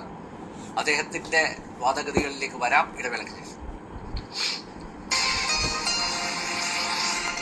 ഉയർത്തിപ്പിടിക്കുന്ന മതനിരപേക്ഷത ഉയർത്തിപ്പിടിക്കുന്ന രാജ്യത്തെ ഒരു പ്രത്യേക സംസ്ഥാനമാണല്ലോ കേരളം. അപ്പോ അങ്ങനെയുള്ള മതേതര കേരളത്തിൽ ഒരു മതത്തിൻ്റെതായിട്ടുള്ള ഇസ്ലാമിക് ഫ്രണ്ട്ലി ആയിട്ടുള്ള ഒരു ജിമ്മിന്റെ ആവശ്യവും തീർച്ചയായിട്ടും ഇല്ല. അത് അനവസരത്തിലുള്ളതാണ്. കേൾക്കുന്നുണ്ടോ? കേൾക്കാം. അത് അനവസരത്തിലുള്ളതാണ്. Thank you. താങ്കൾ അവസാന ഭാഗത്ത് എന്നോട് പറഞ്ഞത് ജലീൽ പുനലൂർ സാഗൂതം കേട്ടുകൊണ്ടിരിക്കുകയാണ്. അതെ, ഞാൻ സാഗൂതം കേൾക്കുന്നതോടൊപ്പം ഞാൻ നോക്കിക്കാണുന്നുണ്ട്, താങ്കളടക്കം വളരെ ആവേശത്തോടു കൂടി ചിലത് ഉൾക്കൊള്ളുന്നുണ്ട്. അതുകൊണ്ട് തന്നെ പറയട്ടെ, എതിരായിട്ട് പാനലിൽ ഇരിക്കുന്നവർ ഏകസ്വരക്കാരും ആൾബലം കൂടുതലുമാണ്. നിങ്ങൾക്കെതിരായിട്ട് ഒറ്റപ്പെട്ട ഒരു ശബ്ദം വരുന്നത് ഞാൻ മാത്രമാണ്. തടസ്സപ്പെടുത്തരുത്. എന്റെ ഭാഗം ചെറുതെങ്കിലും 5% കേൾക്കാനുള്ള വിശാല മനസ്സ് ഉണ്ടാകണം. ലോകത്ത് 130 കോടി ജനവിഭാഗങ്ങൾ ഉണ്ട് ഇസ്ലാം മതം. ഇന്ത്യ രാജ്യത്ത് 10-20 കോടിയുണ്ട്. കേരളത്തിൽ 90 ലക്ഷത്തോളം ഉണ്ട്. 14 നൂറ്റാണ്ടുകളായി ഇന്ത്യ രാജ്യത്തും ലോകത്തും എല്ലാ നിലയിലും മാതൃകാപരമായി ജീവിക്കുന്ന ഒരു സമൂഹമാണത്. ആ ഒരു മതത്തെ പേപ്പട്ടി മതമെന്ന് ഒരാൾ വിളിച്ചിട്ടുണ്ടെങ്കിൽ അത് തിരുത്തപ്പെടേണ്ടതാണ്. ഒരു പേപ്പട്ടിക്ക് മാത്രമേ അങ്ങനെ ഏതെങ്കിലും ഒരു മതത്തെ ആക്ഷേപിക്കാൻ സാധിക്കൂ എന്നുള്ള കാര്യം വളരെ വേദനയോടെ ഞാൻ പറയട്ടെ. കാരണം ഇതിനെയൊക്കെ നമ്മൾ തള്ളിക്കളയേണ്ടതാണ്. അത് ഹിന്ദു മതത്തെക്കുറിച്ച് മറ്റൊരു പേപ്പട്ടി എന്റെ മുമ്പിലിരുന്ന് പറഞ്ഞാൽ അവന്റെ ചെവിക്ക് ഞാനൊന്ന് കൊടുക്കും. അതാണ് എന്റെ സ്വഭാവം. എല്ലാ മതവിശ്വാസികളും അങ്ങനെ. ഇവിടെ ആ വിഷയത്തിൽ അതേ പറയുന്നുള്ളൂ. പാലക്കാട് പുതുനഗരത്തിൽ ഏതോ ഒരുവൻ, നമുക്ക് അയാളെ അറിയില്ല, അയാളൊരു ജിം തുടങ്ങി. കൈമനത്തുള്ള ജനം TV സ്റ്റുഡിയോയിൽ ഏത് മുത്തുവായാലും നേരം വെളുക്കുമ്പോ ഇങ്ങനെ കുറെ എണ്ണം ഇറങ്ങിക്കോളും ഓരോ വിഷയങ്ങൾ ഉണ്ടാക്കാൻ. ഇതൊന്നും ഈ പറയപ്പെടുന്ന ഇസ്ലാമിക ശരീഅത്തുമായി ബന്ധപ്പെട്ട ഒന്ന് അല്ല എന്ന് ഞാൻ നിങ്ങളോട് പറയുക. നിങ്ങൾക്കത് മനസ്സിലാക്കണമെന്നുള്ള ആഗ്രഹത്തോടു കൂടിയാണ് ചോദ്യം ചോദിക്കുന്നതെങ്കിൽ വളരെ വിശാല ഹൃദയത്തോടു കൂടി ഞാൻ പറയുന്നു, ഇസ്ലാമിക ശരീഅത്തിൽ അങ്ങനെ ഒരു ജിം ജിഹാദ് ഇല്ല. ഇത് കുറെ കാലമായിട്ട് ഇവിടെ പറയുന്നു തീറ്റ ജിഹാദ്, ഹലാൽ ജിഹാദ്, വിദ്യാഭ്യാസ ജിഹാദ്, ഇങ്ങനെ കേട്ടു തഴമ്പിച്ചതിന്റെ ആവർത്തനം മാത്രമാണ്. ഇസ്ലാമിൽ ജിം തന്നെ ഇല്ല. ഇസ്ലാമിന്റെ ജിം എന്താണെന്ന് ചോദിച്ചാൽ രാവിലെ 3:30 മണിക്ക് എണീറ്റ് പ്രഭാത നമസ്കാരം നടത്തിയിട്ട് ഹിന്ദു മതത്തെ പോലെ ലോക സമസ്ത സുഖിനോ ഭവന്തു എന്ന് പറയുന്നത് പോലെ സമസ്ത ലോകവും സമസ്ത മനുഷ്യരും ഒന്നായിരിക്കട്ടെ എന്ന് പ്രാർത്ഥിച്ചുകൊണ്ട് തുടങ്ങണം. പള്ളിയിൽ പോകണം. ആ പോകുന്നത് നടന്നു പോകണം. അതാണ് ഒരു വിശ്വാസിയുടെ ജിം എന്നാണ് ഞാൻ പഠിച്ചിട്ടുള്ളത്. തിരിച്ചു നടന്നു വരണം. എന്നിട്ട് പ്രഭാതത്തിൽ ഒരു കട്ടൻ ചായയും കുടിച്ചിട്ട് പാടത്ത് പോയി പണിയെടുക്കണം. അല്ല, ഇന്നത്തെ ഈ കാലഘട്ടത്തിൽ വരേണ്യവർഗം തിന്ന് കൊഴുത്ത് മേധിച്ചു നടന്നതിനു ശേഷം ആരോഗ്യം സംരക്ഷിക്കാൻ പോകുന്ന ഈ ജിമ്മ് അത് ശരിയത്തല്ല, അത് ഇസ്ലാമിസം അല്ല, അത് ഹിന്ദുസമല്ല, അത് മനുഷ്യപരമല്ല. അതൊക്കെ വർത്തമാന കാലത്തിന്റെ ഒരു അപജയമായിട്ട് മാത്രമേ എനിക്ക് കാണാൻ സാധിക്കൂ. ജിഹാദ് എന്ന് പറയുന്ന ഒരു കാര്യം ഭൂരിപക്ഷ സമുദായത്തിൽ തെറ്റിദ്ധാരണ പരത്താൻ ചിലർ വ്യാപകമായി ഉപയോഗപ്പെടുത്തുന്നുണ്ട്. ജിഹാദ് എന്നാൽ അവനവന്റെ സ്വന്തം ശരീരത്തോടു കൂടി, അനിൽ നമ്പ്യാരെ ഞാൻ ഏറ്റവും കൂടുതൽ അഭിപ്രായ വ്യത്യാസങ്ങൾ ഉണ്ടാകാമെങ്കിലും ബഹുമാനിക്കുന്നത് ഒരു ജിഹാദിന്റെ ഭാഷയിൽ വരും. ഒരു സ്ത്രീയോട് എനിക്ക് എന്തെല്ലാം ഇതുണ്ടെങ്കിലും അവരെ കാണുമ്പോൾ എന്റെ എല്ലാ വിചാരങ്ങളും ഒരു മനുഷ്യൻ അടക്കി നിർത്തേണ്ടത് ഒരു ജിഹാദാണ്. ആത്മസംയമനം പാലിക്കുന്നത് ഒരു ജിഹാദാണ്. ത്യാഗം ചെയ്യുന്നത് ഒരു ജിഹാദാണ്. ഇത്ര വിശാല അർത്ഥത്തിൽ ഒരു മതം തന്റെ അനുയായികൾക്ക് നൽകിയ ഒരു വാക്കിനെ എടുത്തുകൊണ്ടുവന്ന് ഈ കേരളത്തെ പോലെയുള്ള ഒരു ബഹസ്വര സമൂഹത്തിൽ ഈ നിലയിൽ ചിത്രത വളർത്താൻ ചില ശക്തികളെ നിങ്ങളെപ്പോലുള്ളവർ അനുവദിക്കുന്നതും അവർക്ക് അതിനു വേണ്ടുന്ന വേദി ഒരുക്കി കൊടുക്കുന്നതും വളരെ വേദനാജനകമാണ്. ഞാൻ ഒന്നുകൂടി നമ്പ്യാർജിയോട് പറയുകയാണ്, അനിൽ നമ്പ്യാർക്ക് ഇസ്ലാമിങ്ങളെയോ മുസ്ലിങ്ങളെയോ പഠിക്കാൻ കണ്ണൂരിൽ താങ്കളുടെ ചുറ്റുവട്ടത്തിലുള്ള മുസ്ലിങ്ങളിലേക്ക് നോങ്ങിയാൽ മതി. എന്റെ ചുറ്റുവട്ടത്തിലുള്ള ഹിന്ദു സഹോദരങ്ങൾ 1ാം ക്ലാസ് മുതൽ എനിക്കിരുന്ന് പഠിച്ചവർ ഇന്ന് ഈ 57 വയസ്സുള്ള എന്നെ നോക്കിക്കണ്ടവർക്കറിയാം ഞാൻ എങ്ങനെയുള്ള മുസ്ലിമാണെന്ന്. പിന്നെ ആരെങ്കിലും വന്നിരുന്നു കൊണ്ട് സ്വാർത്ഥ താല്പര്യത്തിനായി നാളെ BJPയുടെ അക്കൗണ്ടിൽ ഗവർണർ ആകാനും അല്ലെങ്കിൽ രാജ്യസഭാ MP ആകാനും ചില പ്രത്യേക പേരുകളും വെച്ചുകൊണ്ട് വന്നിരുന്നു കൊണ്ട് എന്തെങ്കിലും പറഞ്ഞാൽ അതൊന്നും ഉൾക്കൊള്ളുന്നവരല്ല മലയാളികൾ. അതിന്റെ ഏറ്റവും വലിയ തെളിവാണ് ഇപ്പൊ ചാനലിൽ വന്നിരുന്നുകൊണ്ട് വിലപിക്കേണ്ടി വരുന്നത്. നമ്മൾ ഈ പറയുന്നതൊന്നും കേരളത്തിൽ ആരും ചെവിക്കൊള്ളുന്നില്ല, കേരളത്തിന്റെ മുഖ്യധാരാ മാധ്യമങ്ങൾ ഇത് ഏറ്റെടുക്കുന്നില്ല എന്ന്. ഒന്ന് ആലോചിച്ച് നോക്കൂ, ഏത് ചാനലാണ്, ഏത് മാധ്യമമാണ് ഇത് ഏറ്റെടുക്കുന്നത്? ഇത് ഇവിടുത്തെ ഹിന്ദു സമൂഹത്തോടുള്ള എതിരുകൊണ്ടാണോ? അല്ല, അത് ആ സമൂഹത്തോടുള്ള ആദരവ് കൊണ്ടാണ്. അപ്പൊ അത്തരത്തിലുള്ള ഭിന്നത വളർത്തുന്ന ശക്തികളെ ജനൻ TV അടക്കമുള്ള സംവിധാനങ്ങൾ പ്രോത്സാഹിപ്പിക്കരുതെന്ന് വളരെ വേദനയോടുകൂടി ഞാൻ പറയുന്നു. പിന്നെ മറ്റൊന്ന്, അയാൾ അവിടെ ഒന്ന് ചോദിച്ചോട്ടെ, ഒറ്റ കാര്യം. താങ്കൾ പറഞ്ഞു ഇതിപ്പോ ഏതോ ഒരുത്തം വന്ന് ഇങ്ങനെ പറഞ്ഞിട്ട് പോയി, പുലമ്പിയിട്ട് പോയി എന്നാണ് താങ്കൾ പറഞ്ഞത്. പക്ഷെ നോക്കൂ, ഇന്നലെയാണ് ഞാൻ ഈ പോസ്റ്റ് ഇട്ടത് സോഷ്യൽ മീഡിയയിൽ, ഫേസ്ബുക്കിൽ. നോക്കൂ, അതിന്റെ താഴെ വന്ന് കമന്റ് ചെയ്ത മുസ്ലിം നാമധാരികൾ, മുസ്ലിങ്ങളാണോ എന്ന് എനിക്കറിയില്ല, മുസ്ലിം നാമധാരികളാണ് എല്ലാവരും. അതായത് കേട്ടാൽ അറക്കുന്ന ഭാഷയിൽ തെറി വിളിച്ചിരിക്കുകയാണ്. ഇപ്പൊ എന്നെ വിളിച്ചോട്ടെ, കുഴപ്പമില്ല. എന്റെ മരിച്ചുപോയ അച്ഛനെയും അതുപോലെ രോഗശയ്യയിൽ കിടക്കുന്ന അമ്മയെയും എന്റെ ഭാര്യയെയും ഒക്കെയാണ് തെറി വിളിക്കുന്നത്. അപ്പൊ താങ്കൾ പറഞ്ഞു വരുന്നത്, ഏതോ ഒരുത്തൻ വന്ന് പറഞ്ഞു കഴിഞ്ഞാൽ അതൊന്നും നാട്ടിലെ മുസ്ലിങ്ങൾ അത് ഉൾക്കൊള്ളില്ല, അത് സ്വീകരിക്കില്ല എന്ന് പറഞ്ഞ് തിരുത്തേണ്ടതല്ലേ?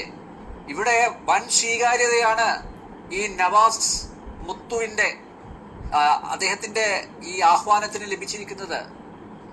ഇത് ഇപ്പോഴെങ്കിലും പറഞ്ഞല്ലോ, അങ്ങനെ ഒരു സ്ഥലം ഞങ്ങൾ തേടി നടക്കുകയാണ് എന്നൊക്കെ പറഞ്ഞ് വളരെ പോസിറ്റീവായിട്ടുള്ള കമന്റ്സ് ആണ്.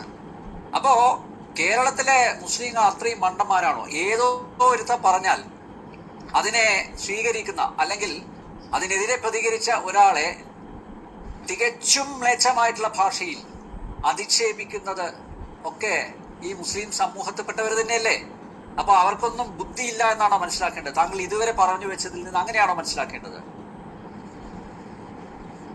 തീർച്ചയായിട്ടും താങ്കളെ എന്നുള്ളതല്ല, പ്രത്യേകിച്ച് എനിക്ക് വേദനയുണ്ടാകുന്നത് താങ്കളുടെ മൺമറഞ്ഞു പോയ പിതാവിനെ ഏതെങ്കിലും തരത്തിൽ ആക്ഷേപിച്ചിട്ടുണ്ടെങ്കിൽ അവർ ഇസ്ലാമിസ്റ്റുകളല്ല, അവർക്ക് ഇസ്ലാമുമായി ബന്ധമില്ല. പേര് കൊണ്ട് പലരും ഇപ്പൊ ഇസ്ലാമിന്റെ പേരിൽ നടക്കുന്നുണ്ട്. അവരൊന്നും ഇസ്ലാമാണെന്നുള്ള അഭിപ്രായം എനിക്കില്ല. ആ സമൂഹത്തിൽ തിരുത്തപ്പെടേണ്ടതായിട്ടുള്ള പലതും തോന്നിയാസങ്ങളുണ്ട് എന്ന് പറയുന്ന ഒരാളാണ് ഞാൻ. അതിലൊരു പക്ഷേ പിതാവിനെ ആക്ഷേപിച്ചിട്ടുണ്ടെങ്കിൽ അത് വേദനാജനകമാണെന്ന് ഞാൻ പറയുന്നുണ്ട്. പിതാവും മാതാവും എന്താണെന്ന് കൃത്യമായി പഠിപ്പിക്കുന്ന ഒരു സംവിധാനം ഇസ്ലാമിക ശരീഅത്ത്. മാതാവ് ആരാണെന്ന് കൃത്യമായി പഠിപ്പിക്കുന്നതാണ്. മൺമറഞ്ഞു പോയ ഒരു പിതാവിനെ ആക്ഷേപിക്കുക എന്ന് പറഞ്ഞാൽ അവന് ഇസ്ലാമുമായിട്ട് എന്ത് ബന്ധമാ? ഫേക്ക് ഐഡികളാക്കാം. ഉത്തരവാദിത്തപ്പെട്ട ഒരു ഇസ്ലാം മത വിശ്വാസി അനിൽ നമ്പ്യാർജിയുടെ അല്ല, ഒരാളുടെയും മാതാപിതാക്കളെ ആക്ഷേപിക്കില്ല എന്ന് മാത്രമല്ല, താങ്കളോട് ഞാൻ ഒരു കാര്യം അടിവരയിട്ടുകൊണ്ട് പറയുന്നു. പ്രവാചകന്റെ പിതൃവ്യനായ ഹംസത്തുൽ കറാറിനെ ഉഹദ് യുദ്ധത്തിൽ വെച്ച് കൊന്നു തള്ളി അദ്ദേഹത്തിന്റെ ചങ്കെടുത്ത് പറിച്ച് കടിച്ചു തുപ്പിയ ഹിന്ദ് എന്ന് പറയുന്ന ഒരു സ്ത്രീയുണ്ട്. അപ്പുറത്തെ സൈന്യത്തിന്റെ ആളായിരുന്നു. ആ സ്ത്രീയോട് പോലും ദൈവത്തിനോട് പൊറുക്കലിനെ തേടിയ ഒരു പ്രവാചകനായിട്ടാണ് മുഹമ്മദ് നബിയെ നമ്മൾ കണ്ടിട്ടുള്ളത്. തന്റെ നിസ്കാര സമയത്ത് കഴുത്തിൽ ചീഞ്ഞളിഞ്ഞ ഒട്ടകത്തിന്റെ കുടൽമാല ചാർത്തിയ ആ ശത്രുക്കൾക്കെതിരായിട്ട് ദൈവത്തോട് മാപ്പ് കൊടുക്കണമേ നാഥ എന്ന് പ്രാർത്ഥിച്ച മുഹമ്മദ് നബിയുടെ അനുയായികൾക്ക് രാഷ്ട്രീയപരമായ അഭിപ്രായ വ്യത്യാസം ഉണ്ടാകാം. താങ്കളുടെ ആശയം വേറെയാണ്, എന്റെ വേറെയാ. ഞാൻ താങ്കളെ ആക്ഷേപിക്കുക, മൺമറഞ്ഞവരെ ആക്ഷേപിക്കുക എന്ന് പറഞ്ഞാൽ നിന്ദ്യമായ പ്രവൃത്തിയാണ്. പക്ഷെ സമാനമായിട്ടാണ് ഇവിടെ ഒരാളെ നിങ്ങൾ കൊണ്ടിരുത്തിയിട്ട് മൺമറഞ്ഞു പോയ പ്രവാചകനെ, മൺമറഞ്ഞു പോയ സാദാത്തുക്കളെ, ഇസ്ലാമിക ആളുകളെ ഒക്കെ മതത്തെയും പേപ്പട്ടി എന്നും തെമ്മാടി എന്നും അസഭ്യം ചൊരിയുമ്പോൾ താങ്കളും പറയണം അത് തോന്നിയാസമാണെന്ന്. ഇസ്ലാം മതം പേപ്പട്ടി മതമല്ല. അങ്ങനെ നരേന്ദ്രമോദിക്ക് അഭിപ്രായമുണ്ടോ? ആ പേപ്പട്ടി മതത്തിന്റെ ബലിപെരുന്നാളായിരുന്നു ഈ കഴിഞ്ഞ ദിവസം. ഇദ്ദേഹത്തിന്റെ ഭാഷ ശരിയാണെങ്കിൽ രാജ്യത്തിന്റെ ആദരണീയനായ പ്രധാനമന്ത്രിയും പ്രസിഡന്റും ഇന്ത്യ രാജ്യത്തുള്ള മുഴുവൻ മുസ്ലിങ്ങൾക്കും ബലിപെരുന്നാൾ ആശംസകൾ നേർന്നു. എന്തേ പേപ്പട്ടി മതത്തിൽപ്പെട്ടവർക്ക് പ്രധാനമന്ത്രി അങ്ങനെയുണ്ടെങ്കിൽ അഭിവാദ്യങ്ങളും ആശംസകളും നേരാമോ? അപ്പൊ ഇത്തരം ഛിദ്രശക്തികളെ, ഏതെങ്കിലും സ്വാർത്ഥ താല്പര്യത്തിന് വേണ്ടി ഒത്തുകൂടുന്നവരെ നിങ്ങൾ നിലയ്ക്ക് നിർത്തിയേ മതിയാകൂ. ഈ ജിം ജിഹാദോ അല്ലെങ്കിൽ ഹലാൽ ജിഹാദോ ഒന്നുമില്ല. ഞാൻ ഒന്നും നിങ്ങളോട് അടിവരയിട്ടുകൊണ്ട് പറയുന്നു. ആട്ടോറിക്ഷ ഓടിച്ചും പശുവിനെ പൂറ്റിയും അല്ലെങ്കിൽ നെൽപ്പാട്ടത്ത് പണിയെടുത്തും റബ്ബർ ടാപ്പിംഗ് ചെയ്തും ജീവിക്കുന്ന പൊതു മലയാളിയുടെ ഗണത്തിൽ മാത്രമേ കേരളത്തിലെ മുസ്ലിം സമുദായത്തെ നിങ്ങൾ കാണാകൂ. കാരണം അവിശ്വസിക്കേണ്ട ഒന്നും അവരിലില്ല. എല്ലാ സമൂഹത്തിലും ഉള്ള പോലെ തെറ്റായ ആരെങ്കിലുമൊക്കെ അതിൽ വിരലിലെണ്ണാവുന്നവർ ഉണ്ടെങ്കിൽ അതൊരു പൊതു അജണ്ടയുടെ ഭാഗമായി വരുന്നതല്ല എന്ന് നിങ്ങൾ തിരിച്ചറിയണം. ഒരു കാര്യം കൂടി ഞാൻ പറയുകയാണ്, ജനം TV ഒരു പ്രൈവറ്റ് ലിമിറ്റഡ് കമ്പനിയാണ്. അവിടെ കയറി വരുമ്പോൾ സെക്യൂരിറ്റി ചോദിക്കും എവിടെ പോകുന്നു. ഞാൻ വന്നാലും ചോദിക്കും. അത് നിങ്ങളുടെ അധികാര പരിധിയിലുള്ള ഒരു സ്ഥാപനമാണ്, ഒരു പൊതുസ്ഥാപനമല്ല. അവിടെ ആരെങ്ങനെ വരണം, ഏത് വസ്ത്രം ധരിച്ചു വരണം, എവിടെ വന്നിരിക്കണം, സ്റ്റുഡിയോടകത്ത് എപ്പോ കയറണമെന്ന് തീരുമാനിക്കുന്നത് ജനം TV അധികൃതരുടെ ഉത്തരവാദിത്തമാണ്. അത് അവരുടെ അവകാശമാണ്. എവിടോ കിടക്കുന്ന ഒരുത്തൻ അത് നാളെ ഈ പറയപ്പെടുന്ന മറ്റൊരാൾ ചെയ്താലും അയാളുടെ ഒരു സ്ഥാപനത്തിൽ വസ്ത്രം ധരിച്ചു വരണോ, ഇനി വരാതെ തരണോ, ഇനി ആർക്കെങ്കിലും വസ്ത്രം ധരിക്കാതെ നഗ്നരായി പോയി ജിമ്മിൽ പങ്കെടുക്കണമോ, ആയിക്കോട്ടെ. നാട്ടിലെ വ്യവസ്ഥ അനുസരിച്ച് അങ്ങനെ വകുപ്പുണ്ടെങ്കിൽ അങ്ങനെ ആയിക്കൊള്ളട്ടെ എന്നാണ് എനിക്ക് പറയുവാനുള്ളത്. അതല്ലാതെ ഏതെങ്കിലും സ്ഥലത്ത് കിടക്കുന്ന ആരെങ്കിലും ഒറ്റപ്പെട്ട് നടത്തുന്ന ഈ സംഭവ വികാസങ്ങളെ ഉയർത്തി കാട്ടിക്കൊണ്ട് നാടിന്റെ ഭാവിക്ക് കരുത്തേകേണ്ട മതനിരപേക്ഷതയ്ക്ക്, നാടിന്റെ സമാധാനത്തിന് അഭംഗി വരുത്തരുത്. പിന്നെ ഒരു കാര്യം കൂടി പറയാം. പാകിസ്ഥാനിൽ ജുമാ നിസ്കാരത്തിന് പോയാൽ തിരിച്ചു വരാൻ സാധിക്കില്ല. കാരണം അതൊരു ഭീകര രാഷ്ട്രമാണ്. നേപ്പാളിൽ പല ഭാഗത്തും അമ്പലങ്ങളിൽ പോയാൽ സ്ഫോടനം നടക്കുന്നുണ്ട്. അത് ആ രാജ്യത്തിന്റെ ആഭ്യന്തര കാലമാണ്. സൗദി അറേബ്യയിൽ നടക്കുന്നില്ലയോ, റോമിൽ നടക്കുന്നില്ലയോ? വ്യത്യസ്ത വിഭാഗങ്ങളിൽപ്പെട്ടവർ ബോംബ് സ്ഫോടനത്തിൽ പ്രതികളാക്കപ്പെടുന്നില്ലയോ? അമ്പലത്തിൽ പണ്ടാരം മോഷ്ടിച്ചതിന് ഇന്നലെ ഒരു പേരുകാരനെ അറസ്റ്റ് ചെയ്തിട്ടുണ്ട്. അതിന്റെ അർത്ഥം ഈ നാട്ടിലെ ഹിന്ദുക്കളെല്ലാം പണ്ടാരക്കള്ളന്മാരാണെന്നാണോ? ഒറ്റപ്പെട്ട സംഭവങ്ങളെ ഒരു മതത്തിന്റെ മേൽ ചാർത്തി കൊടുക്കുന്നത് നിരുത്തരവാദപരമാണ്, വേദനാജനകമാണെന്ന് ആ വിഷയത്തിൽ എനിക്ക് പറയാനുള്ളൂ. ഓക്കെ, ഞാൻ ഇതുമായി അതായത് ഈ മുസ്ലിം ഇസ്ലാമിക തീവ്രവാദവുമായി ബന്ധപ്പെട്ട അല്ലെങ്കിൽ ഇസ്ലാമിക വൽക്കരണവുമായി ബന്ധപ്പെട്ട വിഷയങ്ങൾ ഈ പ്ലാറ്റ്ഫോമിൽ ചർച്ച ചെയ്യുമ്പോഴൊക്കെ ഞാൻ ജലീൽ പുനലൂരിനോടും അതോടൊപ്പം ആഷിഫ് അരിയിലിനോടൊക്കെ ചോദിക്കുന്ന ഒരു ചോദ്യമുണ്ട്. ഇപ്പൊ താങ്കൾ പറഞ്ഞു ഏതോ ഒരുത്തം വഴിയെ പോകുന്ന ഏതോ ഒരു വഴിപോക്കം വന്നിട്ട് ഇതൊക്കെയോ വിളിച്ചു പറഞ്ഞു, അതൊന്നും കാര്യമാക്കേണ്ടത്. അങ്ങനെയാണെങ്കിൽ ഇത്ര സമയമായിട്ട് എന്തുകൊണ്ട് പൗരോഹിത്യത്തിന്റെ പ്രതിനിധികൾ പ്രതികരിച്ച് കണ്ടില്ല? എന്തുകൊണ്ട് പാണക്കാട് തങ്ങളുടെ ഭാഗത്തു നിന്ന് ഒരു പരാമർശം ഉണ്ടായില്ല? എന്തുകൊണ്ട് കാന്തപുരത്തിന്റെ ഭാഗത്തു നിന്ന് ഒരു പരാമർശം ഉണ്ടായില്ല? എന്തുകൊണ്ട് സമസ്തയുടെ ജിഫ്രിക്കോയ തങ്ങളുടെ ഭാഗത്തു നിന്ന് ഒരു പരാമർശം ഉണ്ടായില്ല? അപ്പൊ അത് പരോക്ഷമായി, പ്രത്യക്ഷത്തിലല്ല പരോക്ഷമായി ഇതിനെയൊക്കെ പ്രോത്സാഹിപ്പിക്കുന്ന ഒരു സമീപനമായിട്ട് കൂടി കാണണ്ടേ ശ്രീ ജലീൽ പുനലൂർ? അതിന് താങ്കളുടെ അടുത്ത മറുപടി പറയാം. ഞാൻ വരാം ഇടവേളയ്ക്ക് ശേഷം.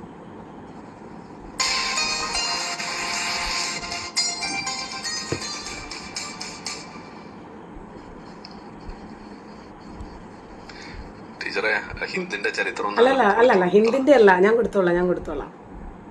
നമ്മുടെ ഉമ്മക്കിർഫയൊക്കെ ഇവിടെ കിടപ്പുണ്ട്, അസ്മാ ബിൻത്ത് മർവാൻ കിടപ്പുണ്ട്, കഅബ് ബിൻ ബഷർ കിടപ്പുണ്ട്, പിന്നെ അബു അഫാക്ക് കിടപ്പുണ്ട്. അല്ലല്ല അതിപ്പോ ഞാൻ കൊടുത്തോളും. അതല്ല, ജലീലിനെ നോക്കി ഇസ്ലാമിനെ കുറിച്ച് പഠിക്കാനെന്നല്ലേ പറഞ്ഞത്. നോക്കാം, ജലീലിനെ നമ്പ്യാർ ജലീലിന്റെ പുറകെ പോകും. കേരളത്തിലുള്ള മറ്റേ അമുസ്ലിങ്ങൾ മൊത്തം എന്ത് ചെയ്യും? ജലീലിന്റെ പുറകെ നടന്നിട്ട് ഇസ്ലാമിനെ കുറിച്ച് പഠിക്കാൻ. ഞാൻ കൊടുത്തോളാം. വിദ്യാസാഗർ ഗുരുമൂർത്തി സ്ഥിരം കേട്ട് മടുത്ത ഒരു വ്യാഖ്യാനമാണ് ശ്രീ ജലീൽ പുനലൂര് ഇന്നും നൽകിയത്. അതായത് ഒറ്റപ്പെട്ട സംഭവങ്ങൾ, അതിന്റെ പേരിൽ ഒരു സമൂഹത്തെ അല്ലെങ്കിൽ ഒരു മതത്തെ ഇങ്ങനെ മൃഗീയമായി വിമർശിക്കുന്നത് ശരിയല്ല, കുറ്റപ്പെടുത്തുന്നത് ശരിയല്ല എന്നുള്ളത്. ഇതിനെയും അങ്ങനെ ഒരു നിരുപദ്രവകരമായിട്ടുള്ള ഒരു ആഹ്വാനമായിട്ട് കണ്ടാൽ മതി എന്നാണോ? ഇതിലൊരു വളരെ പ്രധാനമായ വിഷയം, ഇപ്പോ ഒരു ഹിന്ദു ഭണ്ഡാരം മോഷ്ടിക്കുന്നു എന്ന് അദ്ദേഹം പറഞ്ഞില്ല. ഹിന്ദു ഭണ്ഡാരം മോഷ്ടിക്കാൻ വേണ്ടി നിങ്ങൾ ഭണ്ഡാരം മോഷ്ടിക്കുവിൻ, നിങ്ങളുടെ ബ്രഹ്മാവ് അത് പുറത്തു തരുമെന്ന് ഗീതയിലുണ്ടെങ്കിൽ അത് ഹൈന്ദവമായ തെറ്റ് തന്നെയാണ്. അപ്പൊ അതുപോലെ ഇസ്ലാമിന്റെ തെറ്റുകൾ ഇസ്ലാം ചെയ്തുകൊണ്ട് ഇപ്പൊ 1400 വർഷം അദ്ദേഹം പറഞ്ഞിട്ടുണ്ട്. ഇത്രയും കാലം കൊണ്ട് ഇസ്ലാം ചെയ്തിട്ടുള്ള എക്സ്പെഡിഷൻസ്, അതായത് മറ്റു മതങ്ങളുടെ കേന്ദ്രങ്ങളിലേക്ക് റെയ്ഡുകൾ നടത്തിയിട്ട്, ഗസ്വ എന്ന് പറഞ്ഞാൽ നമ്മൾ പറയില്ലേ അറ്റാക്സ് ആണ്, ശരിക്കും റെയ്ഡുകളാണ്. അങ്ങനെയുള്ള ലൈറ്റ്നിങ് റെയ്ഡുകൾ നടത്തിയിട്ട് അവരുടെ സ്വത്തുകൾ പിടിച്ചെടുത്തിട്ട് ആ അന്യ സമുദായങ്ങളുടെ സ്വത്തുക്കൾ പിടിച്ചെടുത്തത് എങ്ങനെ വീതം വെക്കണമെന്നൊരു ചാപ്റ്റർ പോലും ഉള്ള ഒരു ഗ്രന്ഥമാണ് അവരുടെ മതഗ്രന്ഥം. അപ്പൊ അങ്ങനെയുള്ള മതഗ്രന്ഥം ഉള്ള അത് ഡിറ്റോ വെർബാറ്റിൻ ഓരോ വാക്കും പൂർണ്ണമായും അള്ളാഹുവിൻ്റെതാണെന്ന് വിശ്വസിക്കുന്ന ഒരു സമുദായത്തിന്റെ കൂടെ ജീവിക്കുമ്പോൾ ഇവരുടെ ഓരോ നീക്കവും നമ്മൾ ഭയത്തോടു കൂടി മാത്രമേ കാണാൻ സാധിക്കൂ. ഇപ്പൊ ഹിന്ദു മതത്തില് നിങ്ങൾ ഹിന്ദുക്കളെ യഥേഷ്ടം മുസ്ലിങ്ങളുടെ സ്വത്ത് മോഷ്ടിച്ചുകൊള്ളൂ, അവരെ കണ്ടെത്തുന്നിടത്ത് വെച്ച് കഴുത്തറുത്ത് കൊന്നുകൊള്ളൂ, ഈ വിലക്കപ്പെട്ട 4 മാസങ്ങൾ കഴിഞ്ഞാൽ അവരെ കണ്ടെത്തിയെടുത്ത് വെച്ച് കഴുത്തറുത്ത് കൊല്ലുക, അവർക്ക് വേണ്ടി പതിയിരിക്കാതെ പതിയെ പിടികൂടുക, അവർ ഇസ്ലാം സ്വീകരിച്ചാൽ അവരെ വിട്ടയക്കുക എന്നൊക്കെ പറയുന്ന മതഗ്രന്ഥങ്ങളിലെ 100 കണക്കിന് വാക്യങ്ങളാണ് നമ്മൾ കാലങ്ങളായിട്ട് കേട്ട് ഇതിനെല്ലാം കേൾക്കുക മാത്രമല്ല. ഇപ്പൊ ചിലര് പറയും അത് അന്നത്തെ കാലത്ത് യുദ്ധത്തിന്റെ സമയത്ത് ഇറക്കിയതാണ്, ഇന്നത് പ്രസക്തമല്ലെന്ന് പറയും. എന്റെ ചോദ്യം, എല്ലാ കാലത്തെയും എല്ലാ മതങ്ങളുടെയും തെറ്റുകൾ തിരുത്തി അള്ളാഹു അവസാനമായിട്ട് പൂർണ്ണമാക്കി ഇറക്കിയ ഗ്രന്ഥമാണെന്നാണ് മുസ്ലിങ്ങൾ ഖുർആനെ വിശ്വസിക്കുന്നത്. അങ്ങനെയെങ്കിൽ എല്ലാ കാലത്തേക്കുമുള്ള ഉപദേശങ്ങളാണ് അതിലുള്ളത്, നിർദ്ദേശങ്ങളാണെന്നാണ് ഇസ്ലാമിക പണ്ഡിതന്മാർ പറയുന്നത്. ഇവര് മാത്രമൊന്നുമല്ല, ഞാൻ ഈ പറഞ്ഞ നമ്മുടെ ഇവിടുത്തെ വലിയൊരു പണ്ഡിതനുണ്ടായിരുന്നല്ലോ, എന്താണ് പേര്, ജാക്കിർ നായിക്, എം അക്ബർ, അതുപോലെ യേശുദാസിനെ കൊണ്ട് ലോകത്തിന് എന്ത് ഗുണമാണുള്ളത്? പാട്ട് കേട്ടിട്ട് ഏതെങ്കിലും ഒരാൾക്ക് മനസ്സമാധാനം ഉണ്ടായിട്ടുണ്ടോ എന്ന് ചോദിച്ചാൽ മുജാഹിദ് ബാലുശ്ശേരി എന്ന തിരുമണ്ഡൽ വരെയുള്ള എല്ലാ ഇസ്ലാമിക പണ്ഡിതന്മാരും ഒരേപോലെ പറഞ്ഞൊരു കാര്യം, ലോകത്തേക്ക് വെച്ച് എല്ലാ മതഗ്രന്ഥങ്ങളിലും വെച്ച് തെറ്റുകളെല്ലാം തീർത്ത് ലോകാവസാനം വരെയുള്ള നിർദ്ദേശ ഗ്രന്ഥമായിട്ട് ഇറക്കിയിരിക്കുന്നതാണ് ഖുർആൻ എന്നാണ്. അപ്പോൾ ആ ഗ്രന്ഥത്തിലാണ് കാണുന്നത് അവിശ്വാസികളായ ഇസ്ലാം സ്വീകരിക്കാത്ത വ്യക്തികളെ കണ്ടെത്തിയെടുത്ത് വെച്ച് കൊല്ലാൻ പറയുന്നത്. അപ്പൊ അത് എല്ലാ കാലത്തേക്കും ഉള്ളതാണ്. അത് അറിഞ്ഞിട്ടും ഇവർ പൊതുസമൂഹത്തിൽ വന്ന് നമ്മുടെ ഇടയിൽ പറയുന്നത് എന്താണ്? അത് അക്കാലത്തേക്കുള്ളതാണ്, നിങ്ങൾ പേടിക്കേണ്ടെന്നാണ്. ഇത് വളരെ അപകടകരമായ ഒരു തക്കിയാണ്, ഇവരുടെ വ്യാജത്വമാണ് ഇത് കാണിക്കുന്നത്. ഇത് നമ്മൾ കണ്ടു മനസ്സിലാക്കിയത്. നേരത്തെ അദ്ദേഹം പറഞ്ഞു 1500 വർഷമായിട്ട് ഈ ഭാരതത്തിൽ നമ്മൾ ജീവിക്കുന്നില്ലെന്ന്. നിങ്ങൾ ഒരു കാര്യം മനസ്സിലാക്കണം, 1400 വർഷത്തിനിടയ്ക്ക് നിങ്ങൾ എന്തൊക്കെ കന്നന്തിരിവ് ഈ രാജ്യത്തിൽ കാണിച്ചിട്ടുണ്ടോ അപ്പോൾ അതിന് തിരിച്ചടി തന്നുകൊണ്ടിരുന്നതുകൊണ്ട് തന്നെയാണ് ഇവിടെ ഹിന്ദുക്കൾ ഇപ്പോൾ ബാക്കി നിൽക്കുന്നത്. അങ്ങനെ ചെറിയ ഉദാഹരണം പറഞ്ഞാൽ, മുഗളന്മാർ വന്നിട്ട് പരസ്യമായിട്ട് കൊൽക്കത്തയുടെ തെരുവുകളിൽ വെച്ച് പശുവിനെ ജീവനോടെ തൊലിയിരുന്ന ഒരു കാഴ്ച ഹിന്ദുക്കൾ അപമാനിക്കാൻ വേണ്ടി സ്ഥിരമായിട്ട് ഉണ്ടാകുമായിരുന്നു. ആ സമയത്ത് അവിടുത്തെ ഒരു പ്രധാനപ്പെട്ട ശ്രീരാമകൃഷ്ണ ഡെവട്ടി, അവിടുത്തെ ശ്രീരാമകൃഷ്ണദേവന്റെ ഭാര്യ ശാരദാദേവിയോട് കരഞ്ഞു പറയുകയാണ്, നമ്മെ അപമാനിക്കാൻ വേണ്ടി അവർ ക്ഷേത്രമുറ്റത്ത് വന്നിട്ട് പശുവിനെ തൊലി ഉരിയുന്നു. അപ്പൊ നോക്കും, അത് ആ ചരിത്ര റെക്കോർഡ്, ആ കാലത്തുള്ള റെക്കോർഡ്സ് ആണ്, അത് ആൾക്കാർക്ക് തമ്മിലുള്ള സംഭാഷണങ്ങൾ.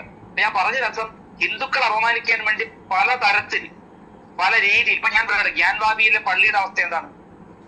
ശിവലിംഗത്തിന് മേലെ കാലുരച്ച് കഴുകാൻ വേണ്ടി വെച്ചിരിക്കുന്ന ഒരു പള്ളി. ലോകത്ത് ഏതെങ്കിലും മുസ്ലിം പള്ളിയിൽ ശിവലിംഗ ആകൃതിയിലുള്ള ഒരു കല്ലുണ്ടോ കാലുരച്ച് കഴുകാൻ വേണ്ടിയിട്ട്? ഇല്ല.